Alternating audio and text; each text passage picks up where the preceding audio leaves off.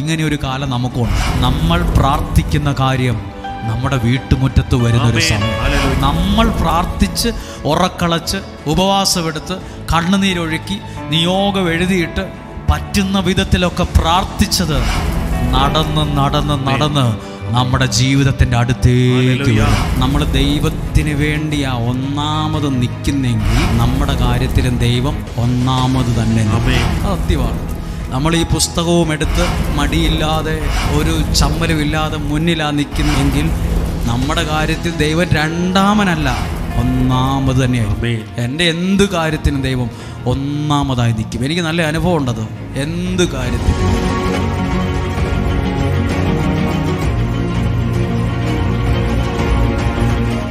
നല്ല സമയത്തെ ഓർത്ത് നമുക്ക് നന്ദി പറഞ്ഞ് പ്രാർത്ഥിക്കാം.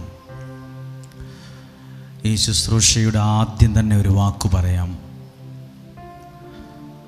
അപമാനം അനുഭവിച്ചെടുത്ത് അഭിമാനത്തോടെ നിൽക്കാൻ ദൈവം, സർവശക്തനായ ദൈവം ഇടവരുത്തട്ടെ. അപമാനം സഹിച്ചെടുത്ത് അഭിമാനത്തോടെ നിൽക്കാൻ,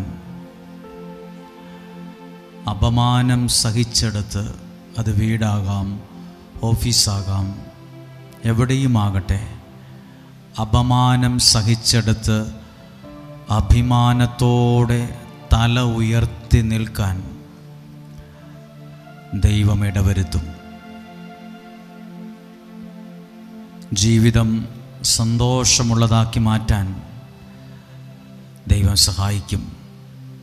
യെശയ്യാ പ്രവാചകന്റെ പുസ്തകം 49-ാം അധ്യായം 8-ാമത്തെ വാക്യം.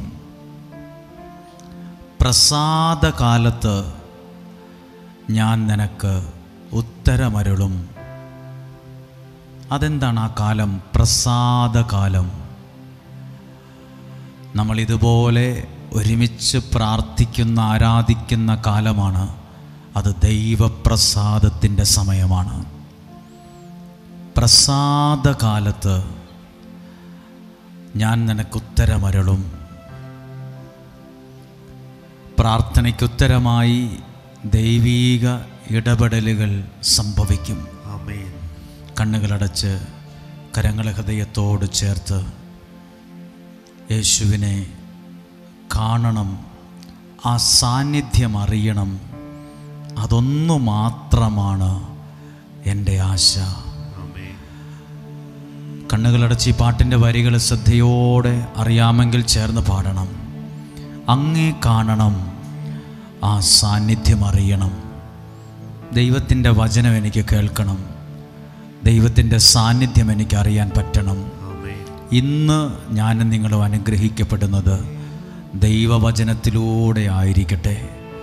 അങ്ങേ കാണണം, ആ സാന്നിധ്യം അറിയണം. അതുമാത്രം എന്നാശയേ. സുന്ദരനേ, അതിശയനേ, പരിശുദ്ധനേ, മഹോന്നതനേ, എൻ പ്രിയനേ. ചേർന്ന് പാടാമോ? സുന്ദരനേ, അതിശയനേ, മഹോന്നതനേ, എൻ പ്രിയനേ. ശബ്ദമുയർത്തി. സുന്ദരനേ, അതിശയനേ, മഹോന്നതനേ, എൻ പ്രിയനേ. അങ്ങേ കാണണം, പറഞ്ഞു, ആ സാന്നിധ്യമറിയണം. അതുമാത്രം എന്നാശയേ.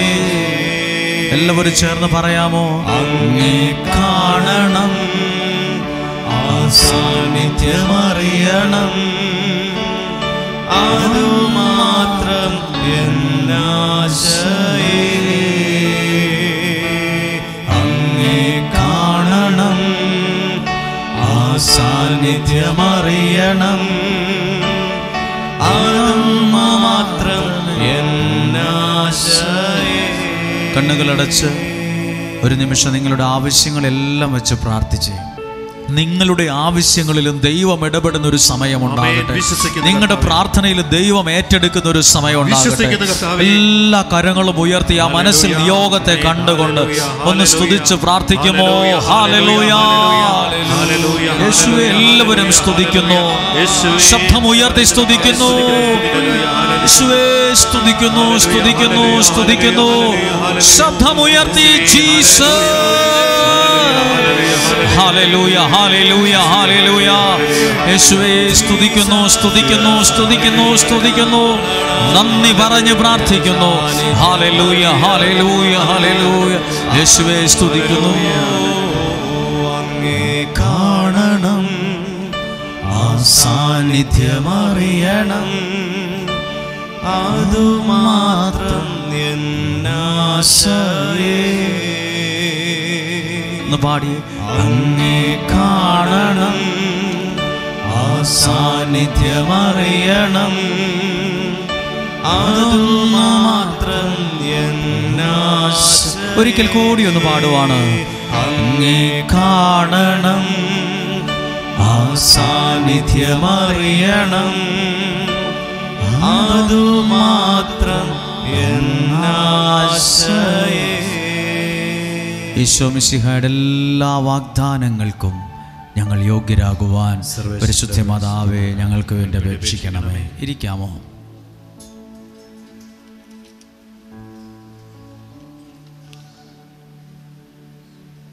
ഹല്ലേലൂയ. ഇന്നത്തെ ഈ പ്രാർത്ഥന കഴിയുമ്പോൾ ഒത്തിരി സാക്ഷ്യങ്ങളുണ്ടാകട്ടെ എന്ന് പ്രാർത്ഥിക്കുവാണ്. ഒത്തിരി സാക്ഷ്യങ്ങളുണ്ടാകട്ടെ എന്ന് പ്രാർത്ഥിക്കുന്നു. ഇന്നത്തെ പ്രാർത്ഥന കഴിയുമ്പോൾ ഈ വചനം കേൾക്കുമ്പോൾ ഒത്തിരി നല്ല സാക്ഷ്യങ്ങളുണ്ടാകട്ടെ. ഒരുപാട് നല്ല സാക്ഷ്യങ്ങളുണ്ടാകട്ടെ. ഹല്ലേലൂയ. ഇന്ന് ഞങ്ങൾ പ്രസംഗിക്കുന്ന വചനം ഒത്തിരി ഉപകാരമായിരിക്കും. അത് പറയുന്നതിന് മുമ്പ് ആ വചനത്തോട് ചേർന്ന് ഇങ്ങനെയാണ് പറയുന്നത്. ആരെങ്കിലുമൊക്കെ നമുക്ക് വേണ്ടി പ്രാർത്ഥിക്കാനുണ്ടാകണം. ഒന്നെങ്കിൽ നിങ്ങൾക്ക് വേണ്ടി നന്നായി പ്രാർത്ഥിക്കുന്ന ഒരാളായിരിക്കണം. ഇനി നിങ്ങൾ അഥവാ പ്രാർത്ഥിക്കുന്നില്ല എങ്കിൽ ഉറപ്പുവരുത്തണം നിങ്ങൾക്ക് വേണ്ടി ആരൊക്കെയോ പ്രാർത്ഥിക്കുന്നുണ്ടെന്ന്. ഇത് രണ്ടിലും ഏതെങ്കിലും ഒന്ന് മസ്റ്റാണ്. ഒന്നെങ്കിൽ ഞാൻ എനിക്ക് വേണ്ടി പ്രാർത്ഥിക്കണം, അല്ലെങ്കിൽ എനിക്ക് വേണ്ടി പ്രാർത്ഥിക്കുന്ന ആരെങ്കിലും ജീവിതത്തിൽ വേണം. ഹല്ലേലൂയ. നിങ്ങൾ ഒരിക്കലും അസൂയ ഉള്ള ഒരാളോട് പ്രാർത്ഥന ചോദിക്കരുത്. ആരോട്? അസൂയുള്ളവരോട്, ഒത്തിരി സ്വാർത്ഥതയുള്ളവരോട് പ്രാർത്ഥന ചോദിക്കരുത്. അവർ നിങ്ങൾക്ക് വേണ്ടി പ്രാർത്ഥിക്കത്തില്ല. എന്നാൽ ചില മനുഷ്യർ അസൂയയില്ലാതെ, സ്വാർത്ഥതയില്ലാതെ എനിക്ക് വേണ്ടി, നിങ്ങൾക്ക് വേണ്ടി പ്രാർത്ഥിക്കുന്നവരുണ്ട്. ആ പ്രാർത്ഥനയെ നമുക്ക് അനുഗ്രഹമാണ്. ചില ആളുകൾ ഒട്ടും അസൂയയില്ലാതെ നമുക്ക് വേണ്ടി പ്രാർത്ഥിക്കും, എനിക്ക് വേണ്ടി പ്രാർത്ഥിക്കും. ചിലർക്ക് നമ്മൾ രക്ഷപ്പെടുമോ എന്നൊരു പേടിയുണ്ട്. അവർ പ്രാർത്ഥിക്കാമെന്നൊക്കെ പറയുമെങ്കിലും പ്രാർത്ഥിക്കത്തില്ല. അങ്ങനെ ഒരാളാണെന്ന് തോന്നിയാൽ വീണ്ടും അവരോട് പ്രാർത്ഥിക്കണം എന്ന് പറയരുത്. എന്നാൽ ചില മനുഷ്യരുടെ പ്രാർത്ഥന നമുക്ക് ഭയങ്കര അനുഗ്രഹമാണ്. ഇത് രണ്ടും നിങ്ങൾക്ക് ആവശ്യമാണ്. ഏതൊക്കെയാണെന്നറിയോ? ഒന്നെങ്കിൽ നിങ്ങൾ നന്നായി പ്രാർത്ഥിക്കണം, നിങ്ങളുടെ കുടുംബത്തിന് വേണ്ടി പ്രാർത്ഥിക്കണം. അല്ലെങ്കിൽ നിങ്ങൾക്ക് വേണ്ടി പ്രാർത്ഥിക്കുന്ന ആരെങ്കിലുമൊക്കെ എവിടെയെങ്കിലും വേണം. ഞാൻ അതിനെ ഒന്ന് തെളിയിക്കാൻ പോവാണ് ദൈവവചനത്തിലൂടെ. ഇന്നുവരെയും ഞാൻ പ്രസംഗിച്ചിട്ടില്ല ഈ വചനം. ഇവിടെ വിശുദ്ധ മത്തായിയുടെ സുവിശേഷം 14-ാമത്തെ അധ്യായത്തിലെ 1 മുതലുള്ള വാക്യമാണ്. സ്നാപക യോഹന്നാൻ്റെ കഴുത്ത് കണ്ടിക്കുന്ന ഭാഗമാണ്, കഴുത്ത് വെട്ടുന്ന ഭാഗമാണ്. ഇച്ചിരി കട്ടിയാണ്. ഒരു സ്ത്രീയുടെ ദുഷ്ട മനസ്സാണ് അതിൻ്റെ കാരണം. ഒരു സ്ത്രീയുടെ ദുഷ്ട മനസ്സ്. ഒരമ്മ തൻ്റെ മകളോട് പറഞ്ഞു, നീ രാജാവിൻ്റെ അടുത്ത് ചെന്ന് ഡാൻസ് കളിക്കണം, രാജാവിൻ്റെ ബർത്ത്ഡേയുടെ അന്ന്.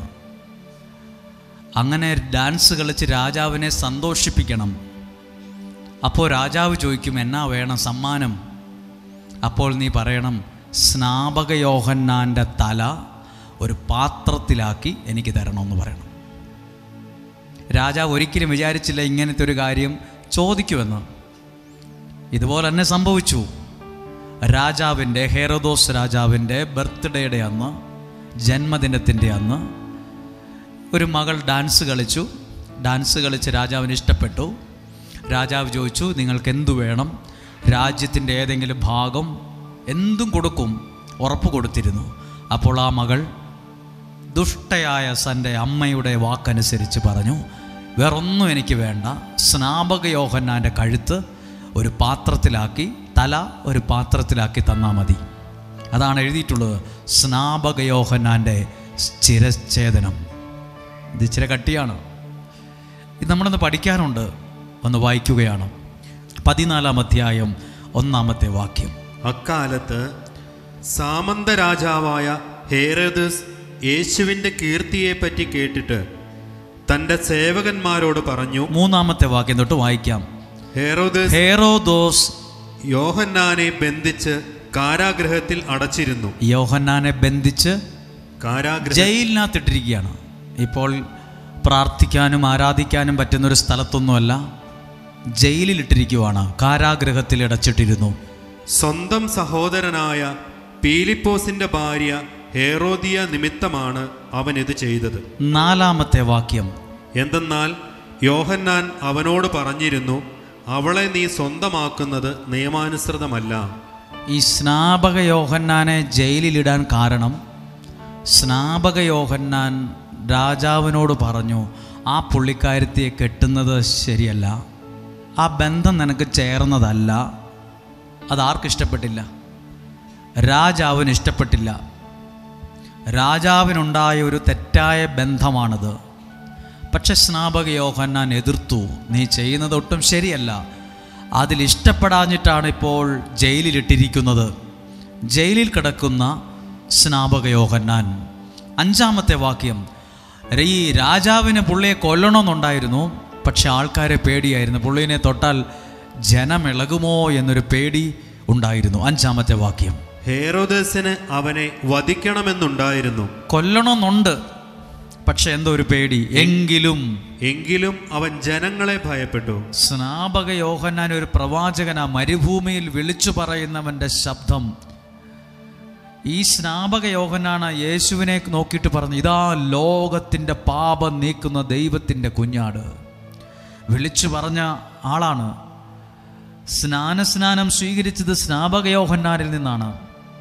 വലിയ ആളാണ്, പക്ഷെ ഇപ്പോൾ ജയിലിൽ കിടക്കുവാണ്. ഇദ്ദേഹത്തെ കൊല്ലണമെന്ന് രാജാവിന് ആഗ്രഹമുണ്ട്, പക്ഷെ ജനങ്ങളെ പേടിയാണ്. എന്തെന്നാൽ അവർ യോഹന്നാനെ പ്രവാചകനായി പരിഗണിച്ചിരുന്നു. പുള്ളി ഒരു പ്രവാചകനാ, പുള്ളി പറഞ്ഞ പോലെ കാര്യങ്ങൾ നടക്കും. അതുകൊണ്ട് ജനങ്ങൾക്ക് വലിയ വിശ്വാസമായിരുന്നു ആളെ. ഇനി അടുത്ത ഭാഗം ശ്രദ്ധിക്കണം. ഹെറോദസിന്റെ ജന്മദിനത്തിൽ, ബർത്ത്ഡേയുടെ അന്ന്, രാജാവിൻ്റെ ജന്മദിനത്തിൽ, ബർത്ത്ഡേയുടെ അന്ന്, ഹെറോദിയയുടെ പുത്രി, ഹെറോദിയ എന്നയാളുടെ മകൾ രാജസദസ്സിൽ നൃത്തം ചെയ്ത് അവനെ സന്തോഷിപ്പിച്ചു. കൊട്ടാരത്തിൽ വന്ന് ഇവരുടെ മകൾ നൃത്തം ചെയ്തു, ഡാൻസ് കളിച്ച്. ഇതാരെ സന്തോഷിപ്പിച്ചു? ഹെറോദോസ് രാജാവിന് ഭയങ്കര സന്തോഷമായി. ഉടനെ ഒരു വാക്ക് കൊടുത്തു, തന്മൂലം അവൾ ചോദിക്കുന്നത് എന്തും നൽകാമെന്ന് രാജാവ് അവളോട് ആണയിട്ട് വാഗ്ദാനം ചെയ്തു. സത്യം ചെയ്ത് പറഞ്ഞു, എന്നാ ചോദിച്ചാലും തരുമെന്ന്, എന്നാ ചോദിച്ചാലും തരും. ഇങ്ങനെയാണ് പറഞ്ഞു വച്ചിരുന്നത്. അടുത്തത്, അവൾ അമ്മയുടെ നിർദ്ദേശമനുസരിച്ച്, അമ്മയെ സമ്മതിക്കണം, അതൊരു അമ്മയാണ്. ഈ മകൾ അമ്മയോട് ചോദിച്ചു എന്നാ പറയണ്ടേന്ന്. അപ്പോൾ അമ്മ പറഞ്ഞ വാക്ക് നോക്ക്, സ്നാപക യോഹന്നാന്റെ ശിരസ്, തല ഒരു തളികയിൽ വെച്ച് ഈ ഒരു പാത്രത്തിലാക്കി എനിക്ക് തരണമെന്ന് പറയാൻ പറഞ്ഞു. ഒരു കാര്യം, ഒരു പ്രവാചകൻ, ഒരു ദൈവശുശ്രൂഷകൻ്റെ തല വെട്ടിയെടുത്ത് ഒരു തളികയിലാക്കി മോള് രാജാവിനോട് പോയി പറഞ്ഞാൽ മതി എന്ന് പറഞ്ഞു. ഇനി ചെന്ന് പറയുവാണ് മകൾ അമ്മയുടെ നിർദ്ദേശം അനുസരിച്ച് സ്നാപക യോഹന്നാന്റെ ശിരസ് ഒരു തളികയിൽ, ഒരു പാത്രത്തിൽ, ഒരു സ്വർണ്ണ തളികയിൽ വെച്ച് എനിക്ക് തരിക. ഇത് കേട്ടപ്പോൾ 9-ാമത്തെ വാക്യം, രാജാവ് ദുഃഖിതനായി, എങ്കിലും തൻ്റെ ശപഥത്തെയും അതിഥികളെയും പരിഗണിച്ച് അത് അവൾക്ക് നൽകാൻ അവൻ ആജ്ഞാപിച്ചു. ഉടനെ രാജാവ് ഇച്ചിരി വിഷമം തോന്നിയാലും ഭൃത്യന്മാരോട് പറഞ്ഞു പുള്ളിയുടെ തല വെട്ടിക്കൊണ്ടുവരാൻ പറഞ്ഞു. അടുത്തത് അങ്ങനെയാണ്, അവൻ കാരാഗ്രഹത്തിൽ ആളയച്ച് യോഹന്നാന്റെ തല വെട്ടിയെടുത്തു, അതൊരു തളികയിൽ വെച്ച് പെൺകുട്ടിക്ക് നൽകി. അവൾ അത് അമ്മയുടെ അടുത്തേക്ക് കൊണ്ടുപോയി. അത് ഭയങ്കര ഒരു കാര്യമാണ്. സ്നാപക യോഹന്നാൻ്റെ ശിരസ് വെട്ടിയെടുത്ത് മകൾക്ക് കൊടുത്തു. മകൾ ആ പാത്രം എടുത്ത് അമ്മയ്ക്കും കൊടുത്തു. സന്തോഷമായി. ഞാനിത് പ്രസംഗിക്കുന്നത് എന്തിനെന്നറിയാമോ? സ്നാപക യോഹന്നാൻ ഈ വചനത്തിനകത്ത് ഈ പ്രവാചകന് വേണ്ടി ആരും പ്രാർത്ഥിക്കുന്നതായി കാണുന്നില്ല. ഈ ജയിലിൽ കിടന്ന് സ്നാപക യോഹന്നാനും എന്തോ എൻ്റെ കാര്യമോ, ഞാൻ വായിച്ചപ്പോൾ മനസ്സിലായ കാര്യമോ പറയുന്നത്, നിങ്ങളെങ്ങനെ ഉൾക്കൊള്ളുമെന്ന് അറിയത്തില്ല. സ്നാപക യോഹന്നാനും ഈ ജയിലിൽ ഒരു പ്രതിസന്ധി സമയത്ത് പ്രാർത്ഥിക്കുന്നതായി കാണുന്നില്ല. സ്നാപക യോഹന്നാൻ്റെ ശിഷ്യന്മാരും പ്രാർത്ഥിക്കുന്നതായി കാണുന്നില്ല.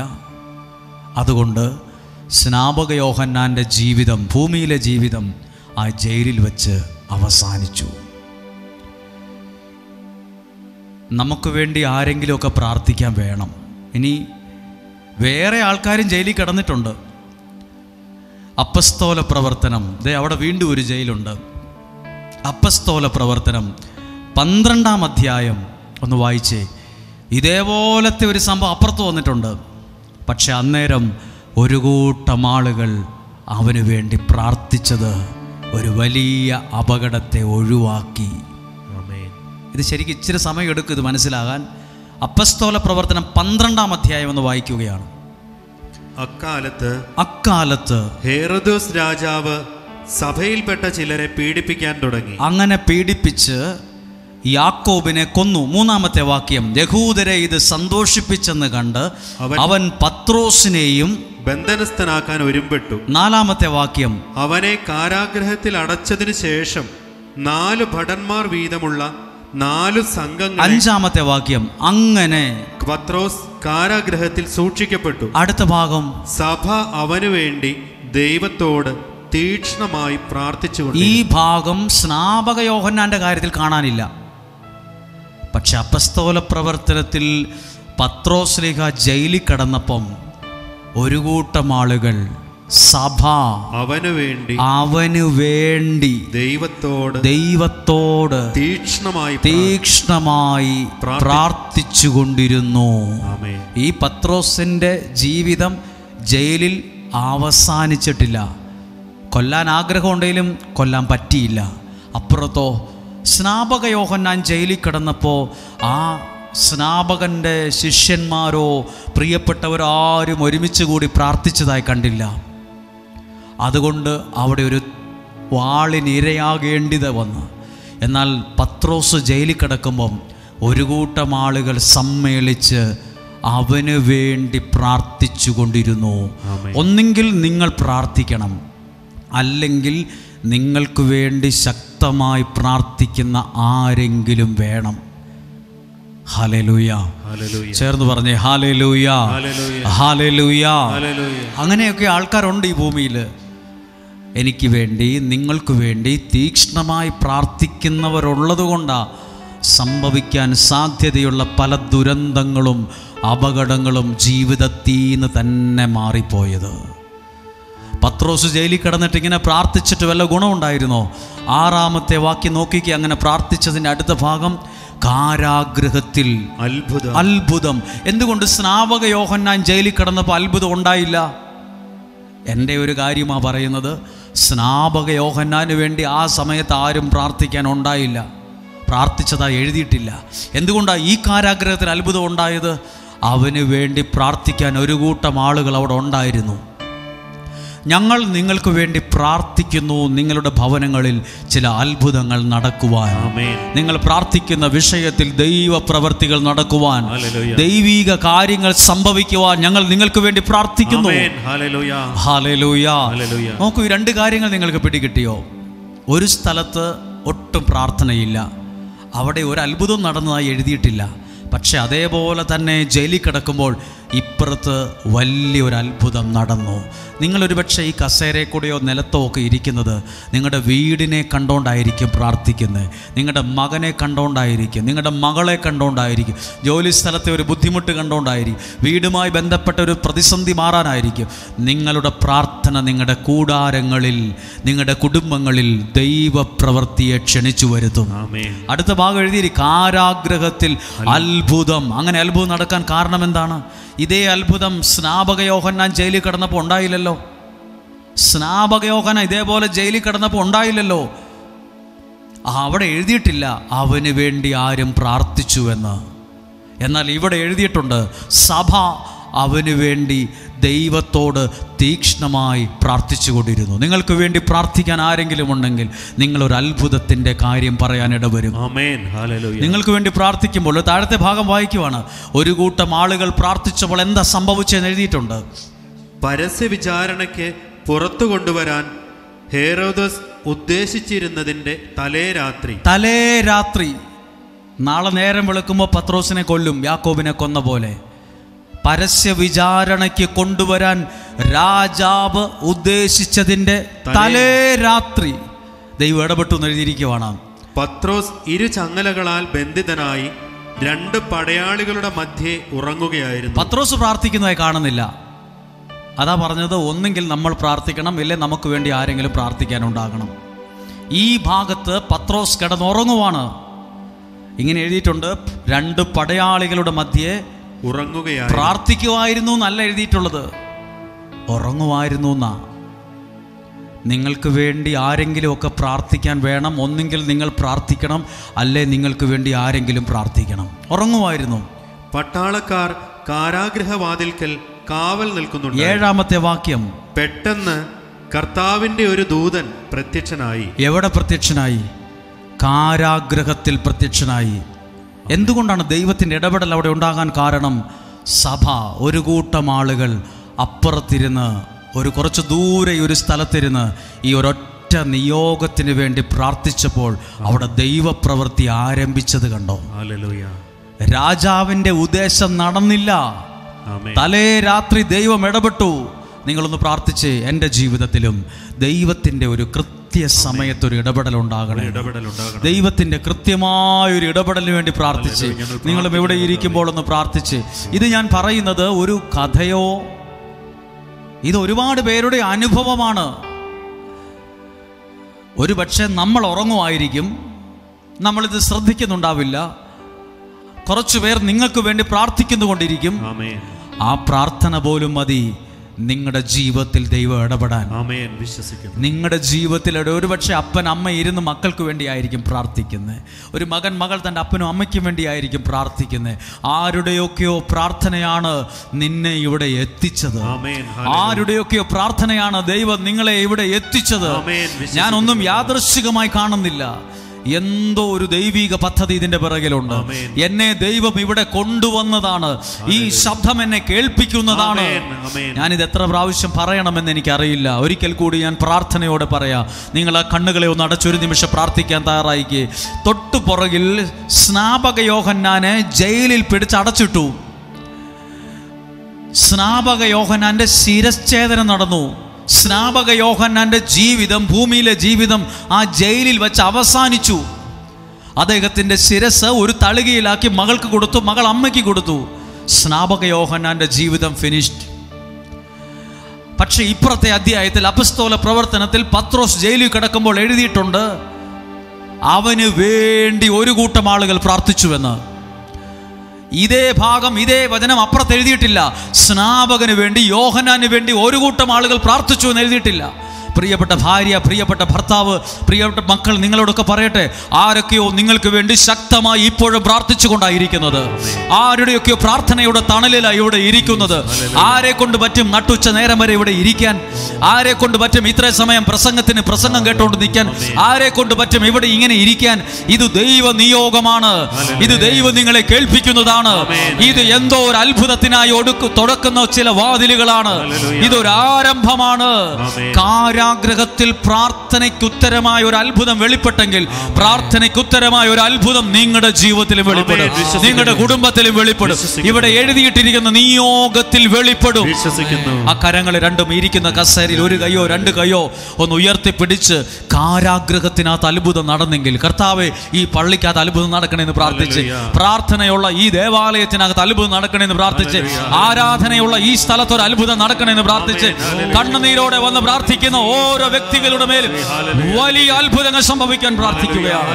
ഒന്ന് സ്തുതിച്ച് പ്രാർത്ഥിച്ച് ഹല്ലേലൂയ, ഹല്ലേലൂയ, ഹല്ലേലൂയ.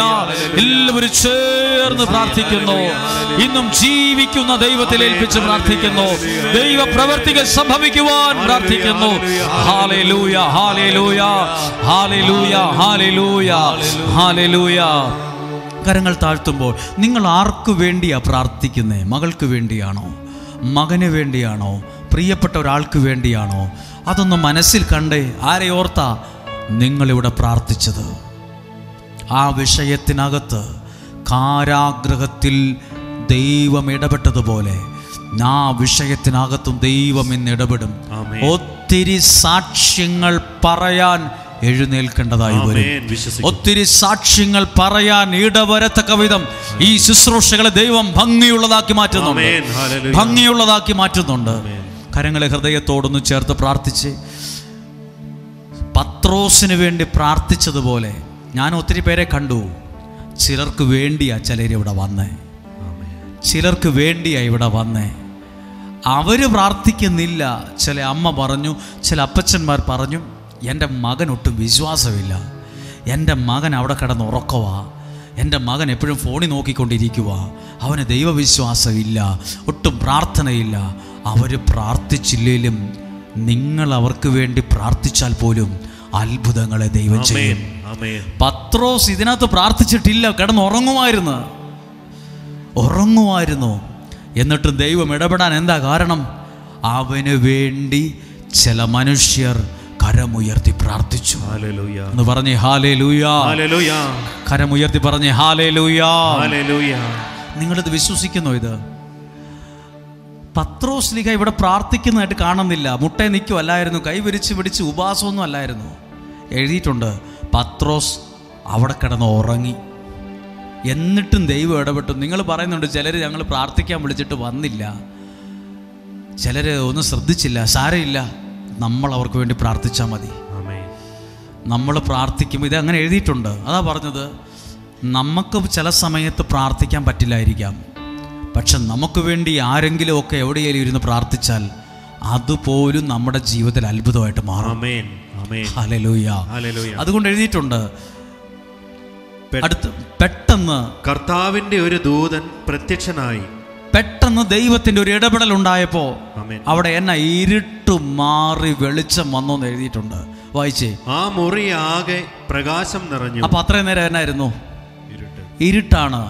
ശ്രദ്ധിച്ചേ, ഇരുട്ട് മാറി അവിടെ എന്തു വന്നു? പ്രകാശം. പ്രാർത്ഥിക്കാൻ തുടങ്ങുമ്പോൾ ഇത് വ്യക്തിയിലും സംഭവിക്കും, വീടിലും സംഭവിക്കും. ചിലർ പറയില്ലേ, എൻ്റെ വീട്ടിലോട്ട് കയറുമ്പോൾ എന്നാണെന്നറിയത്തില്ല, ഒരു സന്തോഷമില്ല, വീട് മുഴുവൻ ഒരു ഇരുട്ടാണ്. ആ വീടിൻ്റെ ഇരുട്ട് മാറി വെളിച്ചം വരട്ടെ. ചില ആളുകളുടെ മനസ്സിൻ്റെ അകം ഇരുട്ടാണ്, അവർക്കൊരു സന്തോഷമില്ല. ഇരുട്ട് മാറി വെളിച്ചം വരട്ടെ. ഇവിടെ എഴുതിയിട്ടുണ്ട്, അത്രേ നേരം ഇരുട്ടായിരുന്നു, ഇരുട്ട് മാറി പ്രകാശം നിറഞ്ഞു, വെളിച്ചം വന്നു. ഇത് എപ്പോഴാണ് സംഭവിച്ചത്? വലിയ ലൈറ്റ് ഇട്ടപ്പോഴല്ല, അവിടെ കറണ്ട് കണക്ഷൻ വന്നപ്പോഴെന്നല്ല, അവിടെ എമർജൻസി ലാമ്പ് ഓണാക്കി വെച്ചപ്പോഴെന്നല്ല, ദൈവത്തിൻ്റെ ഇടപെടൽ ഉണ്ടായപ്പോൾ, പ്രാർത്ഥനയ്ക്ക് മറുപടി ലഭിച്ചപ്പോൾ. ഹല്ലേലൂയ.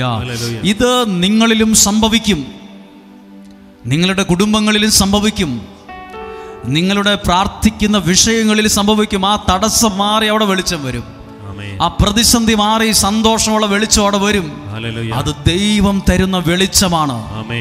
അത് ദൈവവചനത്തിലൂടെ കിട്ടുന്ന വെളിച്ചമാണ്. എഴുതിയിട്ടുണ്ട്, അത്ര നേരെ ഇരുട്ടായിരുന്നു, ഇരുട്ട് മാറി അവിടെ വെളിച്ചം വന്നു. പിന്നെ അടുത്തത്, അവൻ പത്രോസിനെ പാർശ്വത്തിൽ തട്ടി ഉണർത്തിക്കൊണ്ട് പറഞ്ഞു, എഴുന്നേൽപ്പിച്ചു. അവനെ എഴുന്നേൽപ്പിച്ചു. ഒരു അത്ഭുതം നടന്നു. പത്രോസിനെ അവർ കൊന്നോ ഇല്ലയോ? പത്രോസിനെ അവർക്ക് കൊല്ലാൻ പറ്റിയില്ല. ഇതിനകത്ത് എഴുതിയിട്ടില്ല പത്രോസിനെ അവർ കഴുത്ത് മുറിച്ചു കൊന്നു എന്ന് എഴുതിയിട്ടില്ല. ദൈവം ഇടപെട്ടു എന്നാണ് എഴുതിയിരിക്കുന്നത്. എന്താ കാരണം? പത്രോസിന് വേണ്ടി ഒരു കൂട്ടം ആളുകൾ പ്രാർത്ഥിച്ചു. ഇനി ഇത് രസകരമായ ഒരു സംഭവമുണ്ട്. പത്രോസ് ലീഹ ജയിലിൽ നിന്ന് ഇറങ്ങിയിട്ട് പുറത്തിറങ്ങി എങ്ങോട്ട് പോയെന്നറിയാമോ? പത്രോസ് മർക്കോസ് എന്ന അപരനാമമുള്ള യോഹന്നാൻ്റെ അമ്മയായ മറിയത്തിൻ്റെ വീട്ടിൽ ചെന്നു. രാത്രിക്ക് ജയിലിൽ നിന്ന് ഇറങ്ങി എങ്ങോട്ടാണ് പോകേണ്ടതെന്ന് അറിയത്തില്ല. നേരെ മറിയം എന്നൊരാളുടെ വീട്ടിലേക്കാണ് പോയത്. വായിച്ച് 12-ാം അധ്യായം 12-ാമത്തെ വാക്യം. എല്ലാവരും ശ്രദ്ധിക്കണം, ഇതൊരു നല്ല കാര്യമാണ്.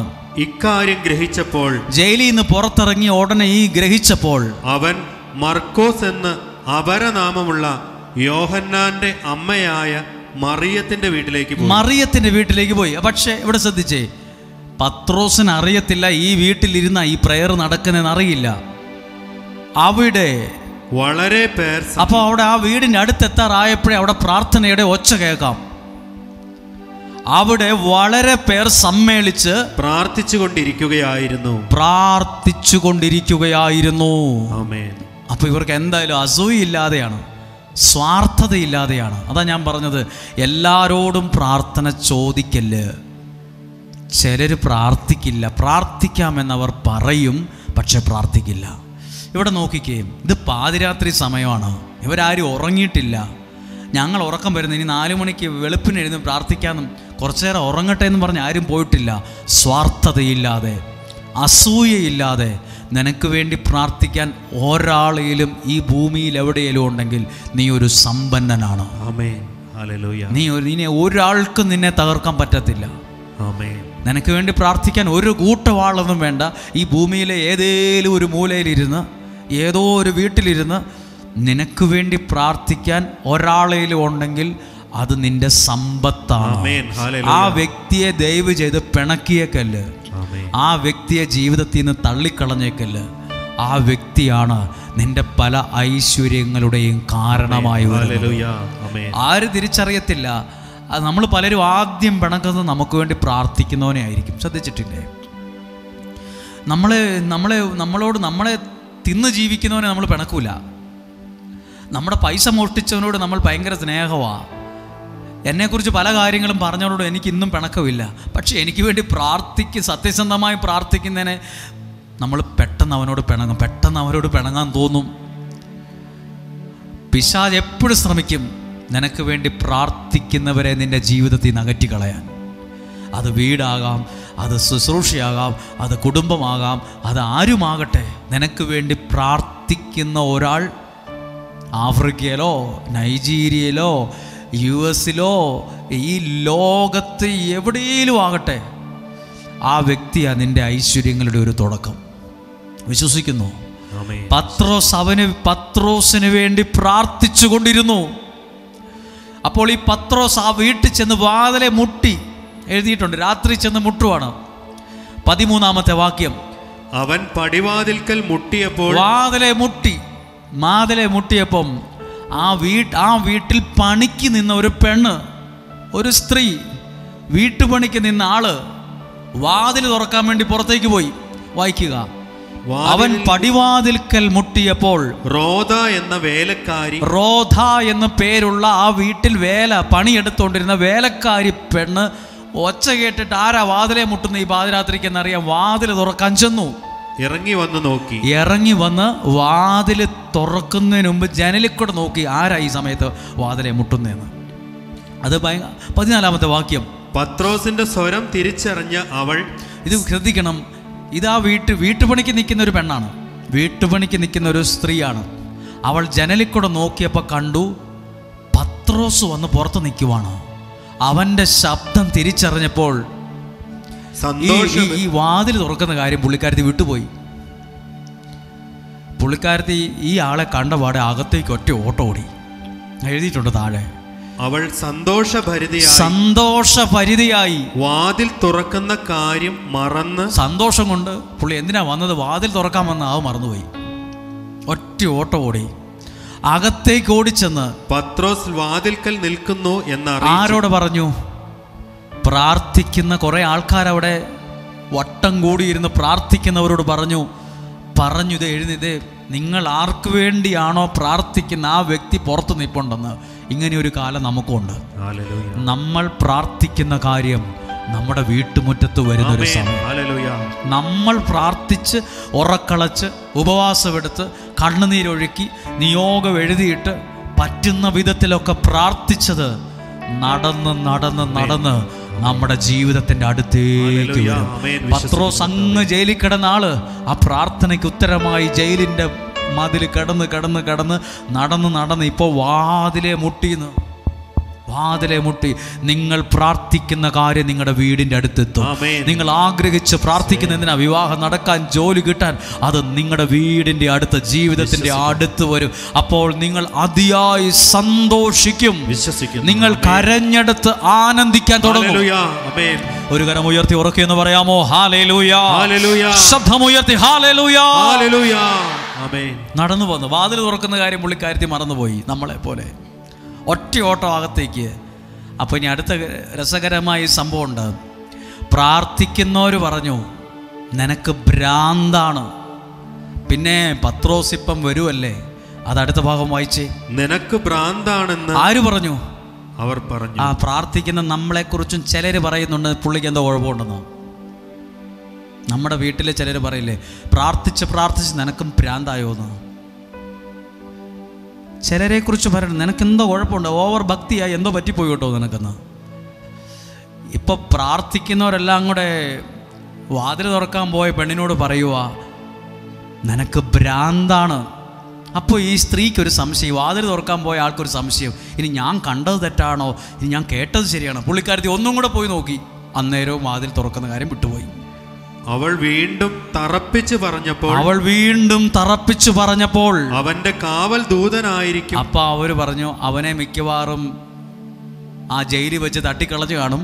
പുള്ളിയുടെ പ്രേതം അല്ലെങ്കിൽ എന്താ അതിന് പറയാ, ആത്മാവ് വന്ന് നിൽക്കുന്നതായിട്ടാന്ന് തോന്നിക്കാണുമെന്ന് പറഞ്ഞു. അവന്റെ കാവൽ ദൂതനായിരിക്കുമെന്ന് പറഞ്ഞു. അവരുടെ മറുപടി, പത്രോസ് വാതിൽക്കൽ പത്രോസ് വാതിലിൽ ഇങ്ങനെ മുട്ടിക്കൊണ്ടേയിരുന്നു. അപ്പോൾ അകത്തു നിന്ന് പ്രാർത്ഥിച്ചവരെല്ലാം എഴുന്നേറ്റ് വന്ന് കതക് തുറന്നപ്പോൾ അവനെ കണ്ട് വിസ്മയിച്ചു. എന്തിനു വേണ്ടിയാണോ അവർ പ്രാർത്ഥിച്ചത് അതിൻ്റെ ഉത്തരം അവർ കണ്ടു. പ്രാർത്ഥിക്കുന്നതിൻ്റെ ഉത്തരം നിങ്ങൾ കാണും, നിങ്ങളുടെ അടുത്തേക്ക് വരും. ഇത് സത്യമാണ്. ഞാൻ ഇത് പറയാൻ വേണ്ടി മാത്രമല്ല, എന്നെ ശ്രദ്ധിച്ചേ. പത്രോസ് ശ്ലീഹായെ കൊല്ലാൻ വേണ്ടി ജയിലിലിട്ടതാ, പക്ഷെ കൊല്ലാൻ ഒത്തില്ല. കാരണം അവന് വേണ്ടി ഒരു കൂട്ടം ആളുകൾ സ്വാർത്ഥതയില്ലാതെ അസൂയില്ലാതെ മറിയം എന്നൊരാളുടെ വീട്ടിലിരുന്ന് പ്രാർത്ഥിക്കുന്നു. സ്നാപക യോഹന്നാന്റെ വിഷയത്തിൽ ഈ കാര്യമേ കാണാനില്ല. അവിടെ സ്നാപക യോഹന്നാനും പ്രാർത്ഥിക്കുന്നതായി കാണുന്നില്ല, സ്നാപക യോഹന്നാന്റെ ശിഷ്യന്മാർ പ്രാർത്ഥിക്കുന്നതായി കാണുന്നില്ല. അതുകൊണ്ട് ആ വ്യക്തിയുടെ പ്രവാചകന്റെ ജീവിതം ആ ജയിലിൽ അവസാനിച്ചു. എന്നാൽ പത്രോസിൻ്റെ ജീവിതം അവിടെ അവസാനിക്കേണ്ടതായിരുന്നു. പക്ഷെ അവർക്ക് തൊടാൻ പോലും പറ്റിയില്ല. കൃത്യസമയത്ത് ഇടപെട്ടു.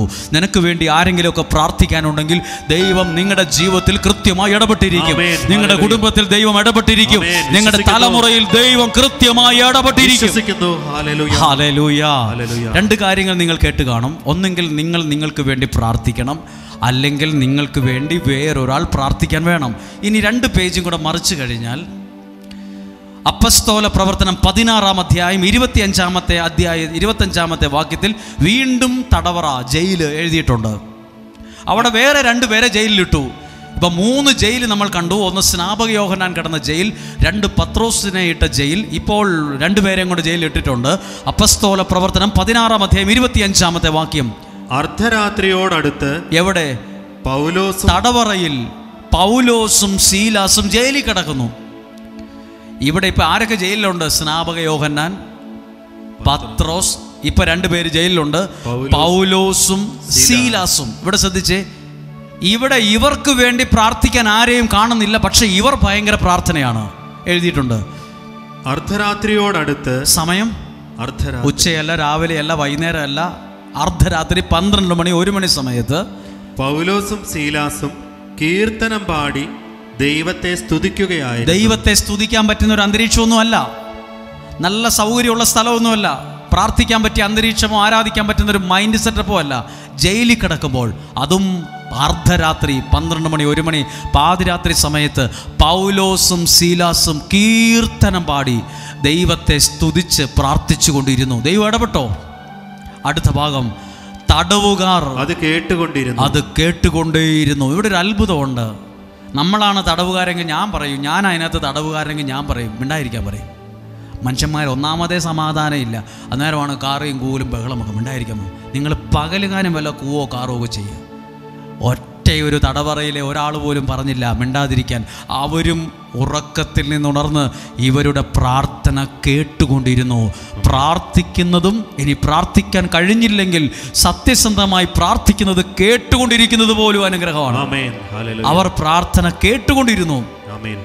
പെട്ടെന്ന് വലിയൊരു ഭൂകമ്പമുണ്ടായി. കാരാഗ്രഹത്തിന്റെ അടിത്തറ കുലുങ്ങി. അവിടെ ദൈവം ഇടപെടുവാണ്. ശ്രദ്ധിച്ചേ, ഇതേ ഇടപെടൽ സ്നാപക യോഹന്നാൻ ജയിലിൽ കിടന്നപ്പോൾ ഇടപെട്ടില്ലല്ലോ. ഇപ്പൊ 3 കാര്യങ്ങൾ കേട്ടോ. സ്നാപക യോഹന്നാൻ പ്രാർത്ഥിച്ചതായി കാണുന്നില്ല, സ്നാപക യോഹന്നാന് വേണ്ടി ആരും പ്രാർത്ഥിച്ചതായി കാണുന്നില്ല, അവിടെ ദൈവം ഇടപെട്ടതായും കാണുന്നില്ല. എന്നാൽ പത്രോസ് ജയിലിൽ കിടക്കുമ്പോൾ അവനും പ്രാർത്ഥിച്ചതായി കാണുന്നില്ല, പക്ഷെ അവന് വേണ്ടി കുറച്ചാളുകൾ പ്രാർത്ഥിക്കുന്നതായി കണ്ടു. ദൈവം അവിടെ ഇടപെട്ടു. പൗലോസും സീലാസും ജയിലിൽ കിടക്കുമ്പോൾ അവർക്ക് വേണ്ടി വേറെ ആരും പ്രാർത്ഥിച്ചതായി കാണുന്നില്ല, അവർ 2 പേരും പ്രാർത്ഥിച്ചു. ഇത് 3ഉം ഒരു പാഠമാണ്. ദൈവം കൃത്യസമയത്ത് ഇടപെട്ട 2 ജയിൽ. ഒരു സമയത്ത് ദൈവം ഇടപെട്ടില്ല. ഇത് നമുക്കൊരു പാഠമാണ്. നിങ്ങൾ എന്ത് പ്രയാസത്തിൽ കൂടെ കടന്നു പോയിക്കൊള്ളുകയാകട്ടെ, നിങ്ങൾക്ക് ഇവിടെ ഇരുന്ന് പ്രാർത്ഥിക്കാൻ കഴിഞ്ഞാൽ ആരോടും ചോദിക്കേണ്ട, ആരോടും അഭിപ്രായം ചോദിക്കേണ്ട. കൃത്യസമയത്ത് ദൈവം നിങ്ങളുടെ ജീവിതത്തിൽ ഇടപെട്ടിരിക്കും. ഇത് ഞാൻ പ്രസംഗിക്കുന്നത് പ്രസംഗമായിട്ട് മാത്രമല്ല, എൻ്റെ കൂടി അനുഭവമാണ്. ജയിലിൽ കിടക്കുന്ന പൗലോസിനോടും സീലാസിനോടും ഒരു ചോദ്യം ചോദിക്കട്ടെ. ഹലോ പൗലോസ്, സീലാസ്, എങ്ങനെ ഇതൊക്കെ പറ്റുന്നു? എങ്ങനെ ഇങ്ങനെയൊക്കെ പ്രാർത്ഥിക്കാൻ പറ്റുന്നു? ഇതിനേക്കാൾ നല്ല സാഹചര്യം ഉണ്ടായിട്ട് ഞങ്ങൾക്ക് പ്രാർത്ഥിക്കാൻ കഴിഞ്ഞില്ല.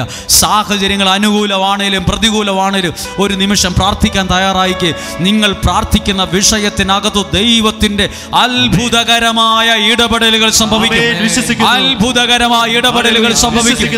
നിങ്ങൾക്ക് വേണ്ടി പ്രാർത്ഥിക്കുന്നവരെ പിണക്കരുത്, നിങ്ങൾക്ക് വേണ്ടി പ്രാർത്ഥിക്കുന്നവരെ ഉപദ്രവിക്കരുത്, നിങ്ങൾക്ക് വേണ്ടി പ്രാർത്ഥിക്കുന്നവരോട് മത്സരിക്കരുത്.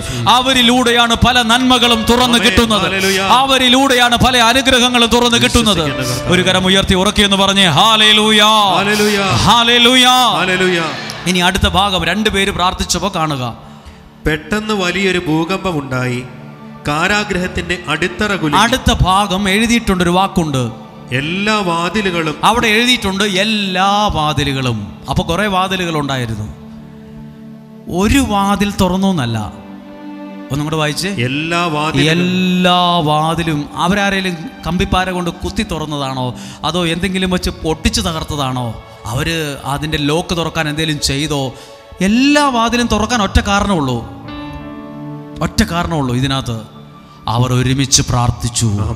നിങ്ങൾ ഒരുമിച്ച് പൗലോസിന്റെ സീലാസിന്റെ സ്ഥാനത്തായി ഇവിടെ ഇരിക്കുന്ന ഓരോ ഭർത്താവും ഭാര്യയും മക്കളും ഒക്കെ നിങ്ങൾ ഒരുമിച്ച് പ്രാർത്ഥിച്ചാൽ എല്ലാ വാതിലുകളും ദൈവം തുറന്നു തരും. എല്ലാ വാതിലും. നിങ്ങൾക്ക് രക്ഷപ്പെടാനുള്ള ഒരു വാതിൽ അടഞ്ഞായിരിക്കും ഇപ്പൊ കാണുന്നത്. എല്ലാ വാതിലും തുറന്നു തരും. എല്ലാ വാതിലുകളും ദൈവം തുറക്കും. ഈ ആരാധന വായുവിൽ വരച്ചൊരു വര പോലെയോ വെള്ളത്തിലിട്ട് ഇങ്ങനെ വരച്ചതുപോലെയോ ഒന്നുമല്ല. ഇത് അടയാളപ്പെടുത്തുന്ന ഒരു ആരാധനയാണ്. ദൈവം നിങ്ങളെ സ്നേഹിക്കുന്നുവെന്ന് ദൈവം അടയാളപ്പെടുത്തുന്ന ആരാധനയാണ്. എനിക്ക് ആ വാക്ക് ഇഷ്ടപ്പെട്ടു.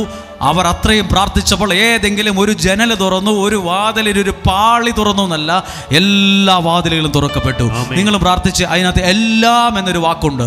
നിങ്ങൾ പ്രാർത്ഥിക്കുമ്പോൾ എല്ലാ തടസ്സങ്ങളും മാറും. നിങ്ങൾ പ്രാർത്ഥിക്കുമ്പോൾ എല്ലാ ബന്ധനങ്ങളും മാറും. നിങ്ങൾ പ്രാർത്ഥിക്കുമ്പോൾ എല്ലാ ഇരുട്ടും മാറും. നിങ്ങൾ പ്രാർത്ഥിക്കുമ്പോൾ എല്ലാ തടസ്സങ്ങളും മാറും. നിങ്ങൾ പ്രാർത്ഥിക്കുമ്പോൾ സകല ബന്ധനങ്ങളും മാറും. ഇതിനകത്ത് പൗലോസും സീലാസും പ്രാർത്ഥിച്ചപ്പോൾ എല്ലാ വാതിലുകളും തുറന്നെങ്കിൽ ഞാനും നിങ്ങളും ആരാധിക്കുമ്പോൾ എല്ലാ വാതിലും തുറക്കും. എല്ലാ വാതിലും തുറക്കും. ഒരിക്കൽ കൂടി ആ കരം ഉയർത്തി പൗലോസിനെ പോലെ സീലാസിനെ പോലെ ഒരു നിമിഷം പ്രാർത്ഥിച്ച് നിങ്ങൾ ഒരു കരമോ രണ്ട് കരമോ ഉയർത്തി കർത്താവ് എല്ലാ വാതിലുകളും തുറക്കുന്ന അനുഭവങ്ങൾ ഉണ്ടാകും. എല്ലാ വാതിലുകളും തുറക്കുന്ന അനുഭവം ഉണ്ടാകും. എല്ലാ വാതിലുകളും തുറക്കട്ടെ. ഒന്ന് ശബ്ദം ഉയർത്തി സ്തുതിച്ച് പ്രാർത്ഥിച്ച് ഹല്ലേലൂയ. ശബ്ദമുയർത്തി ശബ്ദമുയർത്തി ഹല്ലേലൂയ. എല്ലാ വാതിലുകളും എല്ലാ വാതിലുകളും എല്ലാ വാതിലുകളും എന്റെ ഉയർച്ചയ്ക്ക് എന്റെ വളർച്ചയ്ക്ക് എന്റെ നന്മയ്ക്ക് തടസ്സമായി നിൽക്കുന്ന ഒരു വാതിൽ എല്ലാ വാതിലും തുറക്കപ്പെടണം. എല്ലാ വാതിലുകളും തുറക്കപ്പെടണം. Hallelujah hallelujah hallelujah. അടുത്ത ഭാഗം ഒന്ന് വായിച്ചേ. എല്ലാവരുടെയും 2 പ്രാവശ്യം എഴുതിയിട്ടുണ്ട്. എല്ലാം എല്ലാവരുടെയും ഉണ്ടോ? എല്ലാവരുടെയും ചങ്ങലകൾ അല്ല, 2 പേരല്ലേ പ്രാർത്ഥിച്ചുള്ളൂ, ബാക്കിയുള്ളവന്മാരൊക്കെ നോക്കിയിരുന്നല്ലേ ഉള്ളൂ. സാരമില്ല, അവരുടെയും വഴികൾ തുറന്നു, അവരുടെയും ചങ്ങലകൾ അഴിഞ്ഞു. നിങ്ങൾ പറയില്ലേ ഞാൻ പ്രാർത്ഥനയ്ക്ക് വിളിക്കുമ്പോൾ എൻ്റെ വീട്ടിലുള്ള എല്ലാവരും വരത്തില്ല. വേണ്ട, അവർ വരണ്ട, അവർ നമ്മുടെ പ്രാർത്ഥന കേൾക്കുന്നുണ്ടല്ലോ, അത് മതി. ഇവർ 2 പേരെ പ്രാർത്ഥിച്ചിട്ടുള്ളൂ. അനുഗ്രഹം കിട്ടിയത് ആർക്കൊക്കെയാ? എല്ലാ വാതിലും തുറന്നപ്പോൾ അവിടെ ഉണ്ടായിരുന്ന എല്ലാവർക്കും ഗുണമായി. എല്ലാവരുടെയും ചങ്ങലകൾ അഴിഞ്ഞു വീണു. 2 പേരുടെ ചങ്ങല അഴിഞ്ഞു വീണെന്നാണോ എല്ലാവരുടെയും ചങ്ങല അഴിഞ്ഞു വീണെന്നാണോ? എല്ലാവരുടെയും. അല്ല, 2 പേരല്ലേ പ്രാർത്ഥിച്ചുള്ളൂ. അപ്പൊ 2 പേരുടെ ചങ്ങല അഴിഞ്ഞാൽ പോരെ? നിങ്ങൾ പ്രാർത്ഥിക്കുന്നതിന്റെ അനുഗ്രഹം പലർക്കും ലഭിക്കുന്നുണ്ട്. ഞാൻ പ്രാർത്ഥിക്കുമ്പോൾ എൻ്റെ അനുഗ്രഹം എന്നെ ചുറ്റിപ്പറ്റി നിൽക്കുന്ന പലർക്കും ലഭിക്കും. അതൊരു അനുഗ്രഹമാണ്, അതൊരു നന്മയാണ്. ഞാൻ പ്രാർത്ഥിക്കുന്ന അനുഗ്രഹം എനിക്കും എൻ്റെ കുടുംബത്തിന് മാത്രമല്ല, അത് ചുറ്റുവട്ടത്ത് നിൽക്കുന്ന പലർക്കും അനുഗ്രഹമാണ്. പ്രാർത്ഥിക്കുന്നവൻ ഒരു തണൽ മരം പോലെയാണ്. അതിൻ്റെ തണലിൽ പലരും ആശ്വാസം അനുഭവിക്കും. പ്രാർത്ഥിക്കുന്ന ആരൊക്കെയോ നമ്മളെ ചേർത്ത് പിടിച്ചോണ്ടാണ് നമ്മളൊക്കെ ഇങ്ങനെ നിൽക്കുന്നേ. പ്രാർത്ഥനയുള്ള ഏതൊക്കെയോ മനുഷ്യൻ നമ്മളെ ചേർത്ത് പിടിച്ച് സാരമില്ലെന്നൊക്കെ പറഞ്ഞപ്പോൾ അതാ നമ്മുടെ ജീവിതം തന്നെ ഇങ്ങനെ നിൽക്കാൻ കാരണം. നിങ്ങളിന്ന് പ്രാർത്ഥിക്കണം. 2 വാക്കുണ്ട്. എല്ലാ വാതിലുകളും തുറന്നു. അല്ല, സ്നാപക യോഹന്നാനെ ജയിലിലിട്ടപ്പം വാതിൽ തുറന്നു എന്ന് എഴുതിയിട്ടില്ലല്ലോ. സ്നാപക യോഹന്നാനെ ജയിലിലിട്ടപ്പം ചങ്ങല അഴിഞ്ഞു എന്ന് എഴുതിയിട്ടില്ലല്ലോ. തലവെട്ടി എന്നാണല്ലോ എഴുതിയിരിക്കുന്നത്. ഈ 2 ജയിലിലും തല വെട്ടിയില്ലല്ലോ. അപ്പോൾ നിങ്ങൾ പ്രാർത്ഥിക്കുന്നത്, നിങ്ങൾക്ക് വേണ്ടി ചിലർ പ്രാർത്ഥിക്കുന്നതും വലിയ അനുഗ്രഹത്തിന് കാരണമാകും. നോക്ക്, ഇവിടെ 3 സ്നാപക യോഹന്നാന്റെ കഴുത്ത് വെട്ടി പാത്രത്തിനകത്ത് വെച്ചിരിക്കുക, തളികയ്ക്കകത്ത് വെച്ചിരിക്കുക അദ്ദേഹത്തിൻ്റെ തല, ശിരസ്. എന്നിട്ടാണ് ആ പെൺകുട്ടിക്ക് കൊടുത്തത് സമ്മാനമായിട്ട്. അത് അമ്മയ്ക്ക് കൊണ്ട് കൊടുക്കുന്നു. എന്നാൽ ഇതേ ജയിലിൽ പത്രോസിൻ്റെ തല വെട്ടിയില്ലല്ലോ. ഇതേ ജയിലിൽ പൗലോസിൻ്റെയും സീലാസിൻ്റെയും കൈകാലുകൾ വെട്ടിയില്ലല്ലോ.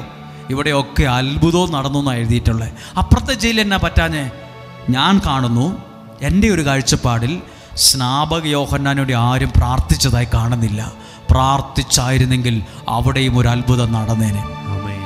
നിങ്ങൾ ഇവിടെ ഇരുന്ന് പ്രാർത്ഥിക്കുന്നത് നിങ്ങൾക്ക് നഷ്ടമാകത്തില്ല. ആരൊക്കെ പ്രാർത്ഥിക്കുന്നു? കുറേ പേര് കാഴ്ചക്കാരായിരിക്കാം, കുറേ പേര് കേൾവിക്കാരായിരിക്കാം. പൗലോസിന് സീലാസ് പ്രാർത്ഥിച്ചുകൊണ്ടിരിക്കുമ്പോൾ ജയിലിലുള്ള എല്ലാവരും കാഴ്ചക്കാരാണ്, കേൾവിക്കാരാണ്. അവരാരും കൂടെ ചേർന്നില്ല. പക്ഷെ എന്തോ അവർ എതിർത്തില്ല. പിന്നീട് കണ്ടത് അവർ അത്ഭുതമാണ്. ഇനി അടുത്ത ഭാഗം ഒന്ന് വായിച്ച് 27-ാമത്തെ വാക്യം. കാവൽക്കാരൻ ഉണർന്നപ്പോൾ കാരാഗ്രഹവാതിലുകൾ തുറന്നു കിടക്കുന്നത് കണ്ടു. അടുത്തതോ? തടവുകാരെല്ലാം രക്ഷപ്പെട്ടുവെന്ന്. തടവുകാരെല്ലാം രക്ഷപ്പെട്ടു എന്ന്. തടവുകാരെല്ലാം 2 പേര് പ്രാർത്ഥിച്ചപ്പോൾ ആ സമൂഹം മുഴുവനാണ് രക്ഷപ്പെട്ടത്. നിങ്ങൾ നിങ്ങളുടെ വീട്ടിൽ ഒരാളായിരിക്കുക, 2 പേരായിരിക്കുക, നിങ്ങൾ പ്രാർത്ഥിക്കുമ്പോൾ നിങ്ങളുടെ കുടുംബം മുഴുവൻ അനുഗ്രഹിക്കപ്പെടുമെന്ന് ഈ ദൈവവചനത്തിൽ നിന്ന് എനിക്ക് നല്ല ഉറപ്പുണ്ട്. ഒരു നിമിഷം ഒന്ന് എഴുന്നേറ്റ് നിൽക്കാമോ? ഇത് മറന്നു പോകുന്നതിന് മുമ്പ് ഒന്ന് പ്രാർത്ഥിക്കട്ടെ. ഇത് മറന്നു പോകുന്നതിന് മുമ്പ് ഒന്ന് ആരാധിക്കണം. ഇത് മറന്നു പോകുന്നതിന് മുമ്പ് ഇത് ഹൃദയ പലകയിൽ നന്നായി ഒന്ന് എഴുതി വെച്ചേ, നന്നായിട്ടൊന്ന് പ്രാർത്ഥിക്കാൻ തയ്യാറായിക്കേ. ഇത് പ്രാർത്ഥിക്കുമ്പോൾ 1-2 കാര്യങ്ങൾ മനസ്സിലേക്ക് കൊണ്ടുവന്ന് പ്രാർത്ഥിക്കണം. മനസ്സിലേക്ക് കൊണ്ടുവന്ന് തന്നെ പ്രാർത്ഥിക്കണം. കണ്ണുകൾ അടച്ച് 3 ജയിൽ നമ്മൾ കണ്ടു. 3 ജയിൽ. ഒന്ന് സ്നാപക യോഹന്നാൻ കടന്ന ജയിൽ. ആ ജയിലിനകത്ത് രാജാവ് കൽപ്പന പുറപ്പെടുവിച്ച് സ്നാപക യോഹന്നാൻ്റെ കഴുത്ത് വെട്ടി പാത്രത്തിലാക്കി പെൺകുട്ടിക്ക് കൊടുത്തു സമ്മാനം, ബർത്ത്ഡേ ഗിഫ്റ്റ്. സ്നാപക യോഹന്നാൻ്റെ ഭൂമിയിലെ ജീവിതം ആ ജയിലിൽ വെച്ച് അവസാനിച്ചു. എന്നാൽ ഇതുപോലത്തെ തന്നെ ജയിലിൽ പത്രോസ്ലിഹ കടന്നു. ആ വ്യക്തിയുടെ ജീവിതം അവിടെ അവസാനിച്ചില്ല. ആരും കഴുത്ത് വെട്ടിയില്ല. കഴുത്ത് വെട്ടി കൊല്ലാനാ കൊണ്ടുവന്നിട്ടെങ്കിലും നടന്നില്ല. ശത്രുവിൻ്റെ ആഗ്രഹം നടന്നില്ല. കൃത്യസമയത്ത് ദൈവം ഇടപെട്ടു. എന്താണാവോ ദൈവം ഇടപെടാൻ കാരണം? ഒരു സമൂഹം അവന് വേണ്ടി പ്രാർത്ഥിക്കാനുണ്ടായിരുന്നു. ഒറ്റ കാരണമാ. അനുഗ്രഹ ധ്യാന കേന്ദ്രത്തിൽ വചനം കേൾക്കുമ്പോൾ പ്രിയപ്പെട്ടവർ കേട്ടെ, ഇവിടെ എഴുതിയിട്ട നിയോഗത്തിന് വേണ്ടി 365 ദിവസവും വചനം പറയുന്ന ദിവസം പ്രാർത്ഥിക്കുന്നുണ്ട്. നിങ്ങൾക്ക് ദിവസേന ഒരു പ്രാർത്ഥന കിട്ടുന്നുണ്ട് കേട്ടോ. എവിടെയോ എവിടെ നിന്നൊക്കെയോ വന്നവരാകാം, ഏതു ദേശത്ത് നിന്ന് വന്നവരാകാം. ഇവിടെ നിന്ന് ഉയരുന്ന ഒരു പ്രാർത്ഥന നിനക്കും നിങ്ങളുടെ കുടുംബത്തിനും കിട്ടുന്നുണ്ട്. ഇവിടെ നിന്ന് ഉയരുന്ന ഒരു പ്രാർത്ഥന നിങ്ങളുടെ തലമുറയ്ക്ക് കിട്ടുന്നുണ്ട്. ഇവിടെ നിന്ന് ഉയരുന്ന ഒരു പ്രാർത്ഥന നിങ്ങളുടെ കുഞ്ഞുങ്ങൾക്ക് ലഭിക്കുന്നുണ്ട്. ഈ അൾത്താറിലിരിക്കുന്ന 2 ബോക്സിനകത്തും ഒരുപാട് കുഞ്ഞുങ്ങളുടെ പേരുകൾ എഴുതിയിട്ടിട്ടുണ്ട്. അവർ പഠിക്കുന്നവരാ, ജോലി ചെയ്യുന്നവരാ, കാനഡയിലുള്ളവർ, ഓസ്ട്രേലിയയിലുള്ളവർ, അമേരിക്കയിൽ പഠിക്കുന്നവർ, പല ഭാഗത്തുമുള്ളവർ, ഹോസ്റ്റലിൽ നിൽക്കുന്നവർ, നഴ്സിംഗ് പഠിക്കുന്നവർ ഒക്കെയുള്ളവരുടെ അവർക്കൊക്കെ ചില പ്രാർത്ഥന കിട്ടുന്നുണ്ട്. നോക്കിക്കേ, നിനക്ക് ആരുടെയെങ്കിലും ഒക്കെ പ്രാർത്ഥന കിട്ടുന്നുണ്ടോ? ആരുടെയെങ്കിലും ഒക്കെ പ്രാർത്ഥന കിട്ടുന്നുണ്ടോ? അത് ബാങ്കിൽ കിടക്കുന്ന 1 കോടി രൂപയേക്കാൾ വിലയുണ്ട് കേട്ടോ. അതിന് ബാങ്കിൽ ഇട്ടിരിക്കുന്ന FD ഇട്ടിരിക്കുന്ന 10 ലക്ഷത്തേക്കാൾ വിലയുണ്ട് കേട്ടോ. അതിന് ഒരാൾ നിനക്ക് വേണ്ടി സ്വാർത്ഥതയില്ലാതെ, അതൊരു വലിയ വാക്കാണ്, അസൂയയില്ലാതെ എന്ന്. അസൂയയോടെ പ്രാർത്ഥിക്കുന്ന പ്രാർത്ഥനയ്ക്കൊന്നും ഗുണമില്ല. അസൂയയില്ലാതെ ഹൃദയം നുറുങ്ങി പ്രാർത്ഥിക്കുന്ന പ്രാർത്ഥന നിനക്ക് അച്ചട്ടായി മാറും. അച്ചട്ടായി മാറും. ആ പ്രാർത്ഥിച്ചത് തന്നെ നിന്റെ കരങ്ങളിൽ എത്താൻ തുടങ്ങും. ശ്രദ്ധിച്ചേ, സ്നാപക യോഹന്നാൻ കിടന്ന ജയിലിൽ ഒരത്ഭുതവും നടന്നില്ല. പക്ഷെ പത്രോസ് കിടന്ന ജയിലിൽ അത്ഭുതം നടക്കാൻ കാരണം അവന് വേണ്ടി ആരോ പ്രാർത്ഥിച്ചതാണ്. ഇത് തൊട്ട് 2 പേജ് മറിക്കുമ്പോൾ പൗലോസും സീലാസും ജയിലിൽ കിടക്കുന്നു. അവിടെ അത്ഭുതം നടക്കാൻ കാരണം അവർക്ക് വേണ്ടി വേറെ ആരും പ്രാർത്ഥിച്ചില്ല. പക്ഷെ അവര് 2 പേരും പ്രാർത്ഥിച്ചു. അവർ 2 പേരും പ്രാർത്ഥിച്ചു. അതിന്റെ ഗുണം ആ ജയിലിൽ കിടന്ന സകലർക്കും കിട്ടി. ഏതെങ്കിലും ഒരു വാതിൽ തുറന്ന് കഷ്ടിച്ച് അവർ 2 പേരും പുറത്തിറങ്ങി എന്നല്ല, അവർ 2 പേരും പ്രാർത്ഥിച്ചത് കൊണ്ട് എല്ലാ വാതിലുകളും തുറക്കപ്പെട്ടുവെന്ന്, എല്ലാവരുടെ ബന്ധനങ്ങളും അഴിഞ്ഞുവെന്ന്, എല്ലാ തടവുകാരും രക്ഷപ്പെട്ടുവെന്നാണ്. നിങ്ങൾ ഒരു അപ്പൻ എന്ന നിലയിൽ, അമ്മ എന്ന നിലയിൽ നിങ്ങൾ പ്രാർത്ഥിക്കുമ്പോൾ അതിന്റെ അനുഗ്രഹം നിങ്ങളുടെ കുടുംബത്തിൽ മുഴുവൻ വെളിപ്പെടും. അതിന്റെ അനുഗ്രഹം കുടുംബത്തിൽ മുഴുവൻ വെളിപ്പെടും. അതിന്റെ അനുഗ്രഹം തലമുറകളിലേക്ക് നീളും. അതിന്റെ അനുഗ്രഹം ദൈവ പ്രവൃത്തിയായി മാറും. 2 കരങ്ങളും ഒന്ന് ഉയർത്തിപ്പിടിക്കാമോ? മടക്കാതെ ഒന്ന് ഉയർത്തിപ്പിടിക്കാമോ? എന്നിട്ട് കരങ്ങളെ ഉയർത്തിപ്പിടിച്ച് എല്ലാവരും പ്രാർത്ഥിക്കുമ്പോൾ, ദൈവത്തിന്റെ കരങ്ങളിൽ ഒന്ന് ഏൽപ്പിച്ചു കൊടുത്ത് കണ്ണുകൾ ഉയർത്തി കരമുയർത്തി പ്രാർത്ഥിക്കുമ്പോൾ നിങ്ങളുടെ വീടിനെ മനസ്സിൽ കാണണം, നിങ്ങളുടെ കുഞ്ഞുങ്ങളെ മനസ്സിൽ കാണണം, നിങ്ങളുടെ തലമുറയെ മനസ്സിൽ കാണണം. എവിടെയൊക്കെയോ ചിലർ വഴികൾ അടഞ്ഞ നിലയിലുണ്ട്. ചിലർ നിരാശയിലാണ്, ചിലർ തകർച്ചയിലാണ്, ചിലർ വഴക്കിലാണ്, ചിലർ പ്രതിസന്ധിയിലാണ്, ചിലർ ഡിവോഴ്സിന്റെ വക്കിലാണ്, ചിലർ ആത്മഹത്യയുടെ വക്കിലാണ്, ചിലർ മരണത്തിന്റെ നിഴൽ വീണ താഴ്വരയിലാണ്. സാരമില്ല, അവിടെയൊക്കെ അത്ഭുതങ്ങളും അടയാളങ്ങളും സംഭവിക്കും. അവിടെയൊക്കെ അത്ഭുതങ്ങളും അടയാളങ്ങളും സംഭവിക്കും. അവിടെയൊക്കെ ദൈവ പ്രവൃത്തികൾ സംഭവിക്കും. അവിടെയൊക്കെ ദൈവ പ്രവൃത്തികൾ സംഭവിക്കും. Hallelujah, hallelujah, hallelujah. Glory Jesus. Hallelujah, hallelujah. എല്ലാവരും പ്രാർത്ഥിച്ച് പൗലോസിനെ പോലെ, സീലാസിനെ പോലെ, പൗലോസിനെ പോലെ, സീലാസിനെ പോലെ പ്രാർത്ഥിച്ച് ഹല്ലേലൂയ. ശബ്ദമുയർത്തി സ്തുതിച്ച് പ്രാർത്ഥിക്കുക. ഒന്ന് കരമടിച്ചു പാടാം.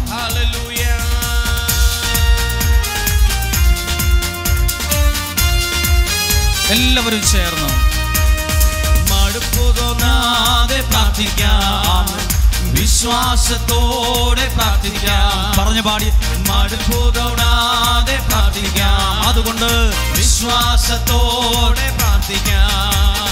നീതിമാന്റെ പ്രാർത്ഥന, ശ്രദ്ധയുള്ള പ്രാർത്ഥന ഫലിക്കും, രോഗിക്ക് സൗഖ്യമായി. പാടുന്നു. നീതിമാന്റെ പ്രാർത്ഥന, ശ്രദ്ധയുള്ള പ്രാർത്ഥന ഫലിക്കും, രോഗിക്ക് സൗഖ്യമായി. പ്രാർത്ഥിക്കാം, ആത്മാവിൽ ആരാധിക്കാം കർത്തനെ, വല്ലവൻ അവൻ വല്ലവൻ. ചേർന്ന് പാടാമോ? പ്രാർത്ഥിക്കാം, ആത്മാവിൽ ആരാധിക്കാം കർത്തനെ, നല്ലവൻ അവൻ വല്ലവൻ. വിടുതൽ എന്നും പ്രാപിക്കാം. കരമുയർ. വിടുതൽ എന്നും പ്രാപിക്കാം. എല്ലാവരും ചേർന്നൊന്ന് പാടിക്കേ. യാചിപ്പിൻ എന്നാൽ ലഭിക്കും, അന്വേഷിപ്പിൻ കണ്ടെത്തും. പാടാമോ? യാചിപ്പിൻ എന്നാൽ ലഭിക്കും, അന്വേഷിപ്പിൻ കണ്ടെത്തും. മുട്ടുവിൻ തുറക്കും സ്വർഗത്തിൻ കലവറ. പ്രാപിക്കാൻ എത്രയോ നന്മകൾ. ചേർന്ന് പാടി. മുത്തുവിൻ തുറക്കും സ്വർഗത്തിൻ കലവറ പ്രാപിക്കാൻ എത്രയോ നന്മകൾ. അതുകൊണ്ട് പ്രാർത്ഥിക്കാം, ആത്മാവിൽ ആരാധിക്കാം കർത്തനെ.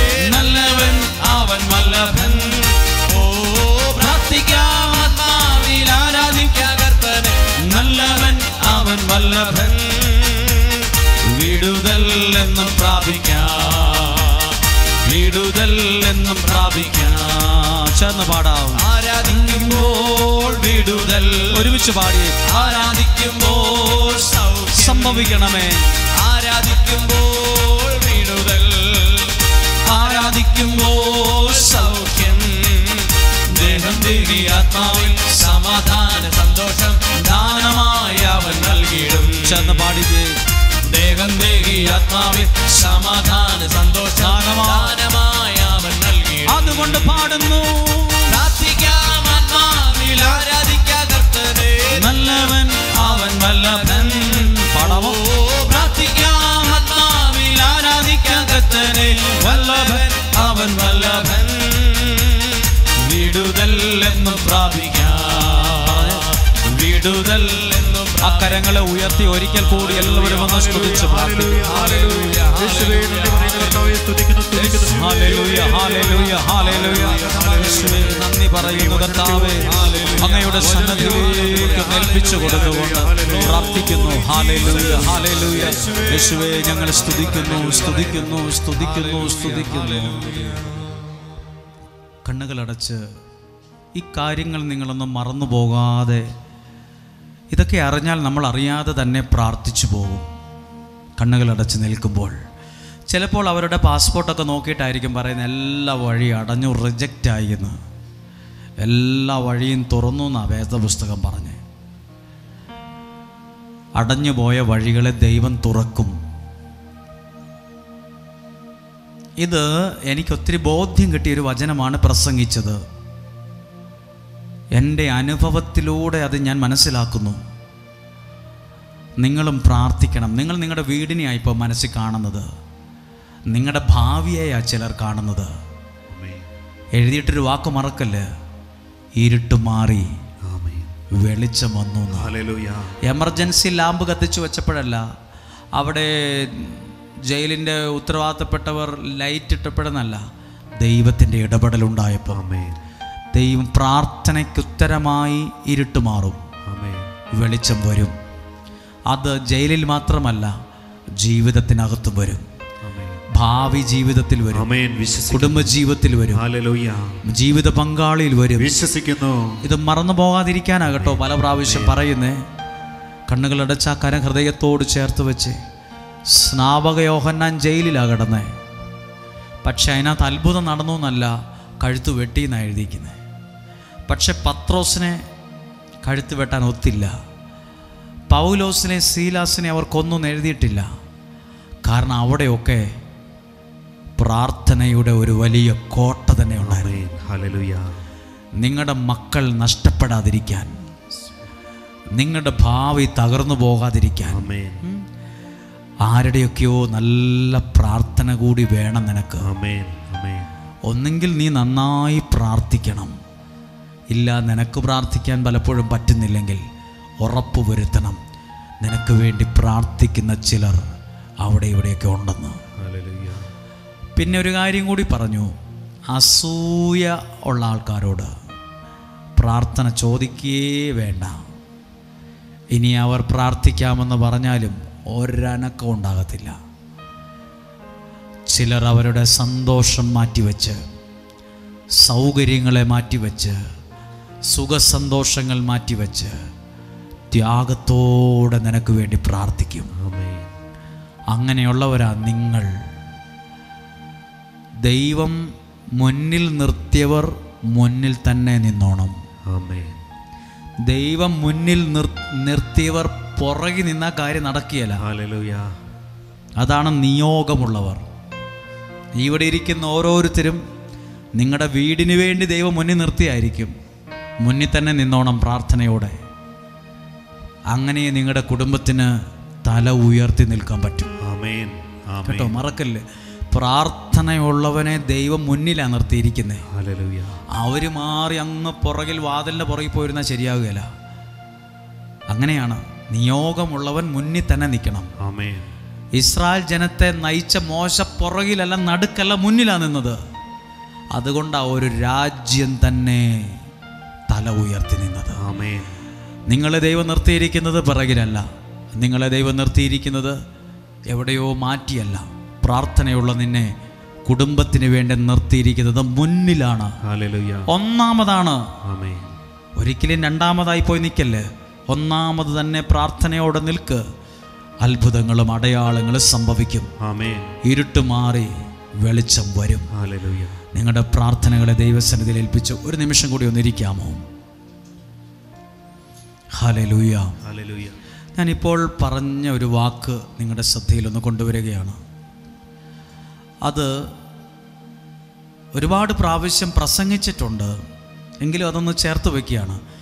ദൈവം തെരഞ്ഞെടുത്തവൻ പിറകിൽ നിൽക്കരുത്, പിന്നെയോ അവൻ മുന്നിൽ തന്നെ നിൽക്കണം. എന്നാലേ ആ വീട് ആ വ്യക്തിയിലൂടെ ശിരസുയർത്തി നിൽക്കത്തുള്ളൂ. അപ്പോൾ ഇവിടെ നിൽക്കുന്ന ഞാൻ മാത്രമല്ല, ഇവിടെ നിൽക്കുന്ന ഓരോരുത്തരും ദൈവത്തിൻ്റെ ഒരു നിയോഗമുള്ള വീടിന് വേണ്ടി ഒന്നാമതായി നിൽക്കേണ്ട ആളാണ്. നിങ്ങൾ ചിന്തിക്കുക, ഞാൻ എവിടെയെങ്കിലും നിന്നോളാമെന്ന് ചിന്തിച്ച കാര്യം നടക്കില്ല. ദൈവനിയോഗമുള്ള, ദൈവം തിരഞ്ഞെടുത്ത നിങ്ങൾ ഒന്നാമത് തന്നെ നിൽക്കണം. അങ്ങനെ പ്രാർത്ഥനയോടെ നിന്നാൽ നീയോ നിന്റെ കുടുംബമോ തോറ്റുപോവുകയില്ല, പതറിപ്പോവുകയില്ല. ഹല്ലേലൂയ. ഇതൊക്കെ വിശ്വസിക്കുന്നു, ഇത് വിശ്വസിക്കുന്നു. ഞാൻ ആ വാക്യം ഒന്ന് വായിക്കാം. പുറപ്പാട് പുസ്തകം 17-ാം അധ്യായം 9 മുതലുള്ള വാക്യമാണ്. അവിടെ മുന്നിൽ നിർത്തിയ ഒരാളുണ്ട്. 3 പേരെ ദൈവം മുന്നിൽ നിർത്തി പ്രാർത്ഥിച്ച് ഒരു വലിയ വിജയം പ്രാർത്ഥനയ്ക്ക് ഉത്തരമായിട്ടാണ് കയറി വന്നത്. 3 പേര് പ്രാർത്ഥിക്കാൻ തയ്യാറായതിൻ്റെ ഉത്തരമാണ് ഇതിനകത്തുള്ള വിജയം.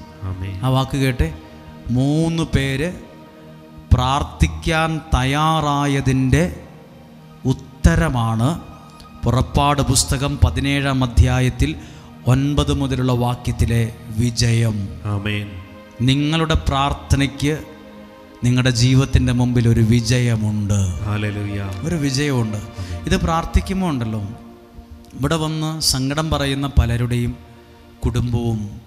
കുടുംബം തകർന്നവർ ഒത്തിരി പേരതിനകത്തിരിക്കുന്നത്. കുടുംബം തകർന്നവർ. കൗൺസിലിങ്ങിന് പോകുന്ന ആൾക്കാരോട് ഞങ്ങൾ ചോദിക്കും എങ്ങനെയുള്ള വിഷയങ്ങളാണ് കൂടുതലെന്ന്. അപ്പോൾ അവർ പറയുന്നത് പണ്ടത്തെ പോലെയല്ല, കുടുംബത്തിൽ ഭയങ്കര തകർച്ചകൾ കയറി വരുന്നു. ചെറിയ കാര്യത്തിന് വലിയ വഴക്കുകളുണ്ടാകുന്നു. കുറച്ച് മുമ്പ് വരെ സന്തോഷത്തോടെ വർത്തമാനം പറഞ്ഞതാ, അരമണിക്കൂറിനുള്ളിൽ എല്ലാം താറുമാറായി, രണ്ടും രണ്ടായി. അപ്പോൾ നമ്മൾ ഏറ്റവും കൂടുതൽ പ്രാർത്ഥിക്കേണ്ട, ദൈവമേ ഞങ്ങളുടെ കുഞ്ഞുങ്ങളുടെ ഭാവി, അവരുടെ കുടുംബജീവിതം, അവരുടെ മുന്നോട്ടുള്ള ഭാവി അത് തകർന്നു പോകാതിരിക്കാൻ ഇങ്ങനെയൊന്നും പ്രാർത്ഥിച്ചാൽ പോരാ, നന്നായി തന്നെ പ്രാർത്ഥിക്കണം. 2 ഭാര്യയായാലും ഭർത്താവായാലും, നാളെ ഭാര്യയും ഭർത്താവും ഒക്കെ ആകേണ്ടവരായാലും, ഒരു പുരുഷൻ ഭർത്താവാകാൻ ആഗ്രഹിക്കുന്ന ഒരാൾ അവരുടെ ജീവിതത്തിലേക്ക് നാളെ വരുന്ന ഒരു സ്ത്രീയെ സ്നേഹിക്കാനും മനസ്സിലാക്കാനും കൊണ്ടു നടക്കാനും പഠിച്ചിരിക്കണം. അതും ഒരു പ്രാർത്ഥനയാണ്. ഒരു സ്ത്രീ എന്ന നിലയിൽ നാളെ ഭാര്യയാകുമ്പം തൻ്റെ ജീവിതത്തിലേക്ക് വരുന്ന ഭർത്താവിനെ മനസ്സിലാക്കാനും പെരുമാറാനും സംസാരിക്കാനും എല്ലാം പഠിച്ചിരിക്കണം. ചുമ്മാ ഒരു 10 ലക്ഷം രൂപയുടെ കല്യാണം നടത്തിയാൽ കുടുംബജീവിതം ആകണമെന്നില്ല. പല വീടുകളും ഉണങ്ങിയ കെട്ടിടമാണിന്ന്. പല വീടൊക്കെ ഉണ്ട്, വലിയ TV, വലിയ ഫ്രിഡ്ജ്, വലിയ റൂം എല്ലാം ഉണ്ട്. പക്ഷെ അതൊക്കെ അവിടെ ആരും തമ്മിൽ സംസാരം പോലും ഇല്ല. ആരൊക്കെയോ എടുക്കുന്നു, ഭക്ഷിക്കുന്നു, പാത്രം കഴുകി വെക്കുന്നു, അങ്ങോട്ട് പോകുന്നു, ഇങ്ങോട്ട് പോകുന്നു, വണ്ടി എടുത്തൊരാൾ അങ്ങോട്ട് പോകുന്നു, വരുന്നു, കയറുന്നു, കിടക്കുന്നു, ഇറങ്ങുന്നു. ഒരു ഉണങ്ങിയ കെട്ടിടം കണക്കായി. നമ്മുടെ വീട് ഒരിക്കലും ഒരു ഉണങ്ങിയ കെട്ടിടമാകല്ല്. നമ്മുടെ വീട് ജീവനുള്ള ഭവനങ്ങളായി മാറണം. നമ്മൾ തകർന്നുകൊണ്ടിരിക്കുവല്ല കേട്ടോ, നമ്മൾ വളർന്നുകൊണ്ടിരിക്കുവാണ്. നമ്മൾ തകർന്നുകൊണ്ടിരിക്കുവല്ല, നമ്മൾ ശക്തരായിക്കൊണ്ടിരിക്കുവാണ്. പ്രാർത്ഥനയിൽ ഒത്തിരി കുടുംബങ്ങൾ ദൈവാനുഗ്രഹത്തിൽ കയറി വന്നിട്ടുണ്ട്. അതൊന്നും ഇവിടെ കയറ്റി സാക്ഷ്യം പറയാൻ പറ്റുന്നൊന്നുമല്ല. നിങ്ങൾ പറയരുത് ഇവിടെ 50 പേര് സാക്ഷ്യം പറയുന്നുണ്ട്. ഇതൊന്നുമല്ല സാക്ഷ്യങ്ങൾ. എൻ്റെ അടുത്ത് വന്ന സാക്ഷ്യങ്ങൾ ചിലതൊന്നും ഇവിടെ പറയാൻ പറ്റുന്നതല്ല. കാരണം അവരുടെ കുടുംബത്തിൽ ദൈവം ഇടപെട്ടതാണ്. അത് വെറുതെ പോലും പറയാൻ ഞാൻ തയ്യാറല്ല. വെറുതെ പോലും പറയില്ല. അവരെ ഇവിടെ കയറ്റി പ്രദർശിപ്പിക്കുകയുമില്ല. അവരോട് ഞാൻ അവരുടെ സാക്ഷ്യമൊന്നും പറയണ്ട, നിങ്ങളൊരു നിയോഗത്തോടെ പ്രാർത്ഥിച്ചു പോക്കോ. അവരുടെ സാക്ഷ്യങ്ങൾ അറിഞ്ഞിട്ട് ഇനി ആരും അതറിയാനും ചിരിക്കാനും ഇടവരണ്ട. ഒരു സാക്ഷ്യം ഇവിടുന്ന് റെക്കോർഡ് ചെയ്ത് വിടാത്തതിൻ്റെ കാരണം അത് ആർക്കും വിഷമത്തിന് കാരണമാകരുത്. ഒരു സാക്ഷിയും ഇവിടെ ക്യാമറ ഉണ്ടെങ്കിൽ റെക്കോർഡ് ചെയ്യത്തില്ല. ഒരു സാക്ഷിയോ റെക്കോർഡ് ചെയ്യത്തില്ല. അത് എവിടെയും അപ്ലോഡും ചെയ്യുന്നില്ല. ആർക്കൊരു വിഷമമാകരുത്. ആ സാക്ഷി ഇവിടെ വരുന്നവർ കേൾക്കട്ടെ. അല്ലെങ്കിൽ അത് പറയേണ്ടതാണെ പറയും. ഒത്തിരി കുടുംബങ്ങളിൽ ദൈവം ഇടപെടുന്നുണ്ട്. അതാ പറഞ്ഞത്, പ്രാർത്ഥിക്കാനായി ദൈവം തിരഞ്ഞെടുത്തവൻ പുറകിൽ പോയി നിൽക്കല്ല്, മുന്നിൽ തന്നെ നിൽക്കണം. അവൻ മുന്നിൽ നിൽക്കുമ്പോഴാണ് നമുക്ക് തല ഉയർത്തി നിൽക്കാൻ പറ്റുക. പ്രാർത്ഥനയോടെ നമുക്ക് വേണ്ടി ആരൊക്കെയോ മുന്നിൽ നിന്നോണ്ടാ നമ്മൾ പലരും ഇന്ന് തല ഉയർത്തി നിൽക്കുന്നത്. തല ഉയർത്തി നിൽക്കുന്നത് എനിക്ക് ഒത്തിരി പറയാനുണ്ട്. ഒരുപാട് കാര്യങ്ങൾ പറയാനുണ്ട്. ഞാൻ ഇന്നലെ പറഞ്ഞിപ്പോൾ വായിച്ച സാക്ഷ്യം ബൈജു എന്ന് പറഞ്ഞ ഒരാളുടെ സാക്ഷ്യമാണ്. പല പ്രാവശ്യവും ഇവിടെ കരഞ്ഞ മുഖത്തോടും തകർന്ന മനസ്സോടും വന്ന ഒരു ചെറുപ്പക്കാരനാണ്. എൻ്റെ ജീവിതം പോയി, എൻ്റെ ഭാവി പോയി, ഒന്നും ആയിട്ടില്ല, ഒന്നും ശരിയായില്ല എന്ന് പറഞ്ഞയാൾ ഇന്ന് കടലും കരയും കടന്ന് ഒരു രാജ്യത്ത് ചെന്നു. അവിടെ ചെന്നപ്പോൾ ഒരു 1.5-2 മാസം കഴിഞ്ഞപ്പോൾ തന്നെ അവിടുന്ന് പ്രമോഷൻ കിട്ടി, അടുത്ത സ്ഥലത്തെത്തി. പ്രാർത്ഥിക്കുന്ന ഒരു കാരണം, ഒരു കുടുംബം ഇന്ന് തല ഉയർത്തിയാണ് നിൽക്കുന്നത്. ഇവിടെ ഇരിക്കുന്ന നിങ്ങൾ ആരുമാകട്ടെ, ഏത് നാട്ടിൽ നിന്നോ ഏത് രാജ്യത്തു നിന്നോ വന്നവരാകട്ടെ, നിങ്ങൾ പ്രാർത്ഥിക്കുന്നത് കൊണ്ട്, നിങ്ങൾ പ്രാർത്ഥിക്കാൻ ദൈവം മുന്നിൽ നിർത്തിയവരാണ്. നിങ്ങൾ പുറകെ പോയി നിൽക്കല്ല്. ഞാൻ ആ വാക്യം ഒന്ന് വേഗത്തിൽ വായിക്കാം. പുറപ്പാട് പുസ്തകം 17-ാം അധ്യായത്തിൽ അതിൻ്റെ 10 മുതലുള്ള വാക്യം ഒന്ന് വായിക്കുകയാണ്. മോശ പറഞ്ഞതനുസരിച്ച് ജോഷുവ അമലേക്കിനുമായി യുദ്ധം ചെയ്തു. അടുത്ത ഭാഗം ശ്രദ്ധിച്ചോ. മോശ, അഹറോൻ, ഹൂർ എന്നിവർ മലമുകളിൽ കയറി നിന്നു. മലമുകളിൽ കയറി കരമുയർത്തി നിന്നു. നമ്മൾ വായിച്ചിട്ടുണ്ട്. ഈ 3 പേര് കരമുയർത്തിയതിൻ്റെ വിജയമാണ് ഇതിന് താഴെ എഴുതിയിട്ടുള്ളത്. 3 പേര് കരമുയർത്തിയതിൻ്റെ വലിയ വിജയം. നിങ്ങൾക്ക് വേണ്ടി കരമുയർത്തി പ്രാർത്ഥിക്കുന്നതിൻ്റെ വിജയം നിങ്ങളുടെ വീടുകളിൽ ഉണ്ടാകും. എനിക്കൊരു നല്ല ബോധ്യമുണ്ട്. നമ്മൾ ദൈവത്തിന് വേണ്ടിയാ ഒന്നാമത് നിൽക്കുന്നെങ്കിൽ നമ്മുടെ കാര്യത്തിലും ദൈവം ഒന്നാമത് തന്നെ. സത്യമാണ്. നമ്മൾ ഈ പുസ്തകവും എടുത്ത് ഒന്നാമതായിട്ടിങ്ങനെ മടിയില്ലാതെ ഒരു ചമ്മലും ഇല്ലാതെ മുന്നിലാ നിൽക്കുന്നെങ്കിൽ നമ്മുടെ കാര്യത്തിൽ ദൈവം രണ്ടാമനല്ല, ഒന്നാമത് തന്നെയായിരിക്കും. എൻ്റെ എന്ത് കാര്യത്തിനും ദൈവം ഒന്നാമതായി നിൽക്കും. എനിക്ക് നല്ല അനുഭവം ഉണ്ടത്. എന്ത് കാര്യത്തിനും ദൈവം എനിക്ക് വേണ്ടി ഒന്നാമത് നിൽക്കുന്ന പോലെ ദൈവം രണ്ടാമനായിട്ടോ മൂന്നാമനായിട്ടോ അപ്പുറത്ത് നിൽക്കുമല്ല. നമ്മുടെ കാര്യത്തിൽ കാരണം ദൈവത്തിന് വേണ്ടി നമ്മൾ മുന്നിലാണ് നിന്നത്. പലരുടെയും നാണം കെടുത്തലും കളിയാക്കലും വിമർശനങ്ങളും കുറ്റപ്പെടുത്തലുകളും ഒക്കെ കേട്ടപ്പോഴും നമ്മൾ ദൈവത്തിന് വേണ്ടി ഒന്നാമത് തന്നെ അങ്ങ് നിന്നു. അത് പാട്ടിലൂടെ ആയാലും പ്രസംഗത്തിലൂടെ ആയാലും എന്തൊക്കെ മുന്നിൽ നിന്നുകൊണ്ട് ദൈവവും എൻ്റെ കാര്യത്തിൽ ഒന്നാമതാ നിന്നത്. ഒന്നാമത്. ഹല്ലേലൂയ. നമ്മൾ ദൈവത്തിന് വേണ്ടി നിൽക്കുമ്പോൾ ദൈവം 10ാമനായിട്ടല്ല, ഒന്നാമനായിട്ട് തന്നെ. ഒരു വീട്ടിലെ അപ്പനും അമ്മയൊക്കെ ഇവിടെ ഇരിപ്പുണ്ടാവാം. നിങ്ങളെ നിങ്ങളുടെ വീടിന് വേണ്ടി പ്രാർത്ഥിക്കുന്ന ഒരു മനുഷ്യനായിട്ട് ഒന്നാമനായിട്ടായിരിക്കും നിർത്തിയിരിക്കുന്നത്. പിള്ളേർ പറയും, അപ്പുറത്തെ വീട്ടുകാർ പറയും, എന്തിനാ ഇങ്ങനെ പ്രാർത്ഥിക്കുന്നത്, നാണമില്ലേ? നിങ്ങളെ ദൈവം ഒന്നാമനാക്കിയാ നിർത്തിയെങ്കിൽ 10ാമത് പോയി നിന്നേക്കല്ല്. നിങ്ങളെ ദൈവം ഒന്നാമനാക്കിയാ നിർത്തിയെങ്കിൽ 2ാമനായി നിൽക്കരുത്. നിങ്ങൾ ഒന്നാമതായി നിൽക്കുമ്പോഴാണ് നാളുകളിൽ നിങ്ങളുടെ കുടുംബം ശിരസുയർത്തി നിൽക്കാൻ ഇടവരുന്നത്. ഈ മോശയും അഹറോനും ഹൂറും ഒന്നാമതായി തന്നെ മലയുടെ മുകളിൽ കരമുയർത്തി പ്രാർത്ഥിച്ചത് കൊണ്ട് ഒരു രാജ്യം തന്നെ ശിരസുയർത്തി നിന്ന്, ഒരു രാജ്യം തന്നെ. ഇതൊക്കെ ഒരു നല്ല പാഠമാണ്. നിങ്ങൾ പ്രാർത്ഥിക്കാൻ തയ്യാറാകുമ്പോൾ നിങ്ങളുമായി ബന്ധപ്പെട്ട് നിൽക്കുന്നവർക്കൊരു വിജയം പറയാൻ ഉണ്ടാകും. ഹല്ലേലൂയ. ഞാൻ ഒരു കാര്യം കൂടി പറഞ്ഞ് വേഗത്തിൽ പ്രാർത്ഥിക്കാം. ഈ സാമുവേലിന്റെ പുസ്തകത്തിൽ എടുക്കണ്ട, ദാവീദും ഗോലിയാത്തും ഉണ്ട്. ദാവീദ് കണ്ടത് ഗോലിയാത്തിനെയാണ്. ആണോ? ഇവിടെ ഞാൻ വായിച്ചപ്പോൾ കണ്ടു, ഗോലിയാത്തിനെ കണ്ടപ്പോൾ ദാവീദ് പറയുന്നില്ല ഇത് തോപ്പിക്കാൻ പറ്റുന്ന കാര്യമല്ല, വീട്ടിൽ പോയേക്കാം, ഇതൊന്നും ശരിയാവൂല, പുള്ളിയുടെ ശരീരം കണ്ടിട്ട് ഒറ്റയടിക്ക് എൻ്റെ ജീവിതം തീരുന്ന ലക്ഷണമാണ്, അതുകൊണ്ട് വീട്ടിൽ പോയേക്കാൻ നല്ല തീരുമാനിച്ചത്. ദൈവത്തിൽ ആശ്രയിക്കാനാണ് തീരുമാനിച്ചത്. ഗോലിയാത്തിനെ പോലെ ജീവിതത്തിൻ്റെ മുമ്പിൽ പലതും കാണും, ഒരിക്കലും രക്ഷപ്പെടൂല, ഒരിക്കലും കയറി വരൂല, ഇത് വലിയ പ്രശ്നമാണ് എന്ന് കണ്ട് തിരിച്ചു പോകാൻ തീരുമാനിക്കുന്നതെങ്കിൽ എനിക്കൊന്നും അറിയില്ല. അല്ല, ഈ പ്രതിസന്ധി കണ്ട് ദൈവത്തിൽ ആശ്രയിക്കാനും അധ്വാനിക്കാനുമാ തയ്യാറെങ്കിൽ നിങ്ങളൊരു വിജയം അനുഭവിച്ചിരിക്കും. ഗോലിയാത്തിനെ കണ്ടപ്പോൾ ദാവീദ് ഇങ്ങനെ ചിന്തിച്ചില്ല, ഈ യുദ്ധം ജയിക്കത്തില്ല, ഇയാൾ വലിയ ആളാണ്, ഇയാൾ ശക്തനാണ് എന്നും പറഞ്ഞ് പുതപ്പിനകത്ത് കയറി വെറുതെ ഇരുന്നില്ല. നിങ്ങളുടെ മുമ്പിലുള്ള പ്രശ്നങ്ങളെ കണ്ട് വെറുതെ ഇരിക്കല്ലേ. നിങ്ങൾ ദൈവത്തിൽ ആശ്രയിച്ച് അധ്വാനിക്കാനാണ് തയ്യാറാകുന്നതെങ്കിൽ നിങ്ങളിൽ ഒരു വിജയം ദൈവം ഒരുക്കി തന്നിരിക്കും. ഈ യുദ്ധം ജയിച്ചിരിക്കും. ദൈവത്തിൽ ആശ്രയിച്ച് ദാവീദ് ഗോലിയാത്തിനെ കണ്ടപ്പോൾ പുള്ളി തോട്ടിലേക്ക് പോയി. എന്തിന്? 5 കല്ല് പെറുക്കിയെടുക്കാൻ എന്ന് പറഞ്ഞാൽ അതിൻ്റെ ചെറിയ വാക്ക്.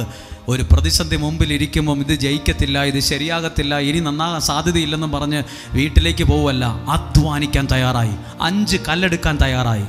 നിങ്ങൾ നിങ്ങളുടെ പാസ്പോർട്ട് എടുത്ത് പിടിച്ച് ഇതൊന്നും ഇനി ഒരു വിഷയം വരുന്ന ലക്ഷണമില്ല, ഇതൊന്നും നടക്കുന്ന കേസല്ലെന്നും പറഞ്ഞ് പുതപ്പ് മൂടി മുറിയിലോട്ട് കയറി കഥ കടയ്ക്കാനാണ് തീരുമാനിക്കുന്നെങ്കിൽ അതിൻ്റെ റിസൾട്ട് എനിക്കറിയത്തില്ല. അല്ല, നിങ്ങളുടെ മുമ്പിൽ പ്രശ്നമുണ്ട്, പ്രതിസന്ധിയുണ്ട്, വെല്ലുവിളിയുണ്ട്, പലരും പലതും പറയുന്നുണ്ട്, ശരിയാ, പക്ഷെ ദൈവത്തിൽ ആശ്രയിക്കാനും അധ്വാനിക്കാനുമാണ് തയ്യാറെങ്കിൽ നിങ്ങളിലൂടെ ഒരു വിജയം നിങ്ങളുടെ വീട്ടിലുണ്ടാവും.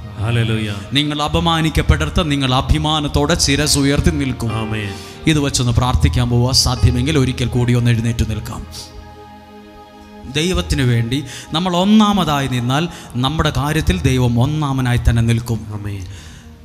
എല്ലാവരും എഴുന്നേറ്റ് നിൽക്കുമ്പോൾ ഇങ്ങനെയൊന്ന് പ്രാർത്ഥിച്ച് ദാവീദിൻ്റെയും ഗോലിയാത്തിൻ്റെ കാര്യം ഒന്ന് ഓർത്തേ. ദാവീദ് പുറകോട്ട് പോയില്ല. എന്നാ പറഞ്ഞുകൊണ്ട്? ശരിയാകത്തില്ല, ഇയാൾ വലിയൊരു മനുഷ്യനാണ്, ഇയാൾ വലിയ ആളാണ്, ശക്തനാണ്, പുള്ളിയുടെ കയ്യിൽ ഉപകരണങ്ങളും ആയുധങ്ങളും ഉണ്ട്, എൻ്റെ കയ്യിൽ ഒന്നുമില്ലല്ലോ എന്നും പറഞ്ഞ് പുതപ്പിനകത്ത് കയറി ഇരിക്കുകയല്ല, വെറുതെ ഇരിക്കുകയല്ല ചെയ്തത്. ദൈവത്തിൽ ആശ്രയിച്ചു, അധ്വാനിച്ചു. 2 വാക്കുകൾ എല്ലാവരും മറക്കാതിരുന്നേ. ദൈവത്തിൽ ആശ്രയിക്കണം, അധ്വാനിക്കണം. പറഞ്ഞ് ദൈവത്തിൽ ആശ്രയിക്കണം, അധ്വാനിക്കണം, ദൈവത്തിൽ ആശ്രയിക്കണം. പുതപ്പ് മൂടി ഇരുന്നാൽ പോരാ, അധ്വാനിക്കണം. ദാവീദ് ഗോലിയാത്തിനെ കണ്ടപ്പോൾ ഒന്നും ശരിയാകുകയല്ലെന്നും പറഞ്ഞ് വീട്ടിൽ പോയി ഇരിക്കുക അല്ല ചെയ്തേ. തോട്ടിലേക്ക് പോയി 5 കല്ല് പെറുക്കി എടുത്തോണ്ട് വന്നു. അതാണ് ദൈവത്തിൽ ആശ്രയിച്ച് അധ്വാനിക്കുന്നവന്റെ മുമ്പിൽ ദൈവം തരുന്ന വിജയം. അവൻ കയറിപ്പോവും. അവനെ ആ ദാവീദിലൂടെയാ ഒരു രാജ്യം വിജയിച്ചത്. ഒരു രാജ്യം തന്നെ ശിരസുയർത്തി നിന്നത്. കണ്ണുകളെ ഒന്ന് അടച്ചേ. ഇവിടെ ഇരിക്കുന്ന ഓരോരുത്തരും ഏതു ദേശത്തു നിന്ന് വന്നതെന്ന് എനിക്കറിയത്തില്ല, എവിടെ നിന്ന് വന്നതെന്ന് എനിക്കറിയില്ല, ഏത് നാട്ടിൽ നിന്ന് എവിടെ നിന്ന് വന്നു എന്നൊന്നും പേരോ ലിസ്റ്റോ ഒന്നും ചോദിക്കില്ല. പക്ഷെ ഒരു കാര്യമുണ്ട്, നിങ്ങളെ ദൈവം നിങ്ങളുടെ വീടിന് വേണ്ടി ഒന്നാമതായി നിർത്തിയിരിക്കുന്ന ആളാണ്. നിയോഗത്തോടെ ദൈവം നിർത്തിയിരിക്കുന്ന ആളാണ്. 2ാം സ്ഥാനത്ത് പോകല്ലേ നിങ്ങൾ, ഒന്നാമതായി തന്നെ നിന്നോണം. ദാവീദിനെ പോലെ, മോശയെ പോലെ ഒന്നാമനായി കയറി നിൽക്കുക വീടിന് വേണ്ടി. എന്നിട്ട് കരം ഉയർത്തി പ്രാർത്ഥിക്കാൻ തയ്യാറാകണം. നിങ്ങളുടെ പ്രാർത്ഥന വഴി നിങ്ങളുടെ കുടുംബം ശിരസ് ഉയർത്തി നിൽക്കും. നിങ്ങളുടെ തലമുറ ശിരസ് ഉയർത്തി നിൽക്കും. ഒന്നും തകർന്നു പോകേണ്ട സ്ഥാനത്ത് തകർന്നു പോകത്തില്ല, പരാജയപ്പെടേണ്ട സ്ഥാനത്ത് പരാജയപ്പെടുകയില്ല, നശിച്ചു പോകേണ്ട സ്ഥാനത്തായിരിക്കും പക്ഷെ നശിച്ചു പോകത്തില്ല. കാരണം ദൈവത്തിന്റെ കരം അതിന്റെ മേൽ ഉയർന്നിട്ടുണ്ട്. ഹല്ലേലൂയ. 3 ജയിൽ മറക്കുമോ? 3 ജയിൽ ഒരിക്കലും മറക്കല്ല്. സ്നാപക യോഹന്നാൻ കടന്ന ജയിൽ, അവിടെ ആരും പ്രാർത്ഥിക്കുന്നതായി കണ്ടില്ല, ആ വ്യക്തിക്ക് വേണ്ടി ആരും പ്രാർത്ഥിക്കുന്നതായി കണ്ടില്ല. അതുകൊണ്ട് സ്നാപക യോഹന്നാന്റെ ജീവിതം, ആ ജയിലിൽ, ഭൂമിയിലെ ജീവിതം അവിടെ അവസാനിച്ചു. എന്നാൽ ഇതേപോലെ തന്നെ ജയിലിൽ പത്രോസ് കിടന്നു, ജീവിതം അവസാനിച്ചില്ല. പൗലോസും സീലാസും കിടന്നു, അവിടെ ദൈവം ഇടപെട്ടു. കാരണം അവർ പ്രാർത്ഥിച്ചു. പ്രാർത്ഥനയ്ക്ക് ഉത്തരം വലുതാണ്, പ്രാർത്ഥനയുടെ മറുപടി വലുതാണ്. പ്രാർത്ഥന ചെറുതാണെങ്കിലും പ്രാർത്ഥനയിൽ ഉണ്ടാകുന്ന അത്ഭുതങ്ങൾ വലുതായിരിക്കും. 2 കരങ്ങളെയും ഒന്ന് ഉയർത്തിപ്പിടിച്ച്, കണ്ണുകളെ അടച്ച് കരങ്ങൾ ഉയർത്തിപ്പിടിക്കുമ്പോൾ, കർത്താവേ, ദാവീദ് ഗോലിയാത്തിനെ കണ്ടതുപോലെയാ ഞങ്ങളുടെ ജീവിതത്തിൽ പല പ്രയാസങ്ങളും ഞങ്ങൾ ഇന്ന് കാണുന്നത്. ഞങ്ങളുടെ മുമ്പിലുള്ള പ്രശ്നങ്ങൾ വലുതാണ്, ശക്തിയുള്ളതാണ്, ഭീകരമായ ഒരു അവസ്ഥയൊക്കെ ഉണ്ട്. പലരും പേടിച്ചകത്തായി ഇരിക്കുന്നത്. ദൈവത്തിൽ ആശ്രയിച്ച് അധ്വാനിക്കാൻ തയ്യാറാകാമോ? ദൈവത്തിൽ ആശ്രയിച്ച് പണിയെടുക്കാൻ തയ്യാറാകാമോ? നിങ്ങളുടെ മേൽ ഒരു വിജയം ഉണ്ടായിരിക്കും. ഇതൊന്നും നടക്കത്തില്ല, ഇത് ശരിയാകത്തില്ല, ഇത് എവിടെ ശരിയാകാനാണ് എന്ന് പറഞ്ഞ് പുറകോട്ട് പോകാതിരുന്നാൽ മതി. നിങ്ങൾ ദൈവത്തിൽ ആശ്രയിച്ചാൽ അത്ഭുതങ്ങളെ കാണും, അടയാളങ്ങൾ കാണും, ദൈവ പ്രവൃത്തികൾ കാണും. രണ്ട് കരങ്ങളും ഉയർത്തി മടുപ്പ് കൂടാതെ ദൈവത്തിൽ ആശ്രയിച്ച് ഒന്ന് ശബ്ദം ഉയർത്തി ഒന്ന് സ്തുതിച്ച് പ്രാർത്ഥിക്കുമോ? Jesus, hallelujah. എല്ലാവരും സ്തുതിക്കുന്നു. കുടുംബങ്ങൾ അനുഗ്രഹം പ്രാപിക്കും, കുടുംബങ്ങൾ അനുഗ്രഹം പ്രാപിക്കണം, കുടുംബങ്ങൾ അനുഗ്രഹം പ്രാപിക്കണം, കുടുംബങ്ങൾ അനുഗ്രഹം പ്രാപിക്കട്ടെ. Hallelujah, hallelujah. ശബ്ദമുയർത്തി യേശുവിന്റെ നാമത്തിൽ ഏൽപ്പിച്ചുകൊണ്ട് ഞങ്ങൾ പ്രാർത്ഥിക്കുന്നു, പ്രാർത്ഥിക്കുന്നു. ഒന്ന് കരമടിച്ച് എല്ലാവരും ചേർന്ന് ഒരുമിച്ച് പാടാമോ? തുറന്നിടുമേ വാതിൽ, തുറന്നിടുമേ എനിക്കായി വാതിൽ, തുറന്നിടുമേ അടച്ചിടും, തുറന്നിടുമേ വാതിൽ, തുറന്നിടുമേ എനിക്കായി വാതിൽ, തുറന്നിടുമേ അടച്ചിടുമേ വാതിൽ, അടച്ചിടുമേ വൈരിൻ വാതിൽ, അടച്ചിടുമേ. ചേർന്ന് പാടി. യേശു ഒരു വാതിൽ തുറന്ന ആർക്കും നടപ്പാനാവുകില്ല. യേശു ഒരു വാതിൽ അടച്ചാൽ ആർക്കും തുറപ്പാനാവുകില്ല. അതുകൊണ്ട് തുറന്നിടുമേ വാതിൽ, തുറന്നിടുമേ എനിക്കായി വാതിൽ, തുറന്നിടുമേ അടച്ചിടുമേ വാതിൽ, അടച്ചിടുമേ വൈരിൻ വാതിൽ, അടച്ചിടുമേ. തുറന്നിടുമേ വാതിൽ, തുറന്നിടുമേ എനിക്കായി വാതിൽ, തുറന്നിടുമേ അടച്ചിടുമേ വാതിൽ, അടച്ചിടുമേ വൈരിൻ വാതിൽ, അടച്ചിടുമേ. യേശു ഒരു വാതിൽ തുറന്ന പാടുന്നത് സംഭവിക്കട്ടെ, ആർക്കും പാടുന്നത് സംഭവിക്കട്ടെ. യേശു ഒരു വാതിൽ അടച്ച പാടുന്നത് സംഭവിക്കട്ടെ, തുറപ്പാനാവുകില്ല. യേശു ഒരു വാതിൽ അടച്ച ആർക്കും അടപ്പാനാവുകില്ല. യേശു ഒരു വാതിൽ അടച്ച ആർക്കും തുറപ്പാനാവുകില്ല. അക്കരം ഉയർത്തിപ്പിടിച്ച് ഇപ്പോൾ പാടിയ പാട്ടിൻ്റെ ഒപ്പം പ്രാർത്ഥിക്കുമ്പോൾ കണ്ണുകൾ നടഞ്ഞിരിക്കട്ടെ. പൗലോസും സീലാസും പ്രാർത്ഥിച്ചപ്പോൾ അത്ഭുതം നടന്നത് സത്യമാണെങ്കിൽ, പത്രോസ് ജയിലിൽ കിടന്നപ്പോൾ അവന് വേണ്ടി സഭ ദൈവത്തോട് തീക്ഷ്ണമായി പ്രാർത്ഥിച്ചപ്പോൾ ദൈവം തലേ രാത്രി കൃത്യസമയത്ത് ഇടപെട്ടെങ്കിൽ, അനുഗ്രഹിയിൽ നിയോഗത്തോടെ പ്രാർത്ഥിക്കുന്ന നിങ്ങളോട് ദൈവത്തിന്റെ ദൂത് പറയാം. നിങ്ങളുടെ ജീവിതത്തിലും ദൈവം കൃത്യസമയത്ത് ഇടപെട്ടിരിക്കും, കൃത്യസമയത്ത് ഇടപെട്ടിരിക്കും. സമയം തെറ്റുകയില്ല, സമയം തെറ്റുകയില്ല. ബൈബിളിൽ പറയുന്നു, പ്രസാദകാലത്ത് തക്ക സമയത്ത് ദൈവം നിനക്ക് മറുപടി തരും. ഏതാണ് ഈ പ്രസാദകാലം? പ്രാർത്ഥിക്കുന്ന ഈ സമയത്തിന്റെ പേരാണ് പ്രസാദകാലം. പ്രസാദകാലത്ത് ദൈവം നിനക്ക് മറുപടി നൽകും. Hallelujah, hallelujah. കരങ്ങൾ താഴ്ത്തി. ഒത്തിരി സാക്ഷ്യങ്ങൾ ഉണ്ടാകും. ഒരുപാട് പേർക്ക് ദൈവത്തെ മഹത്വപ്പെടുത്തി പറയാനുള്ളത് ദൈവം കയ്യിൽ ഏൽപ്പിച്ചു തരും. പരിശുദ്ധാത്മാവ് നിങ്ങളെ സഹായിക്കട്ടെ.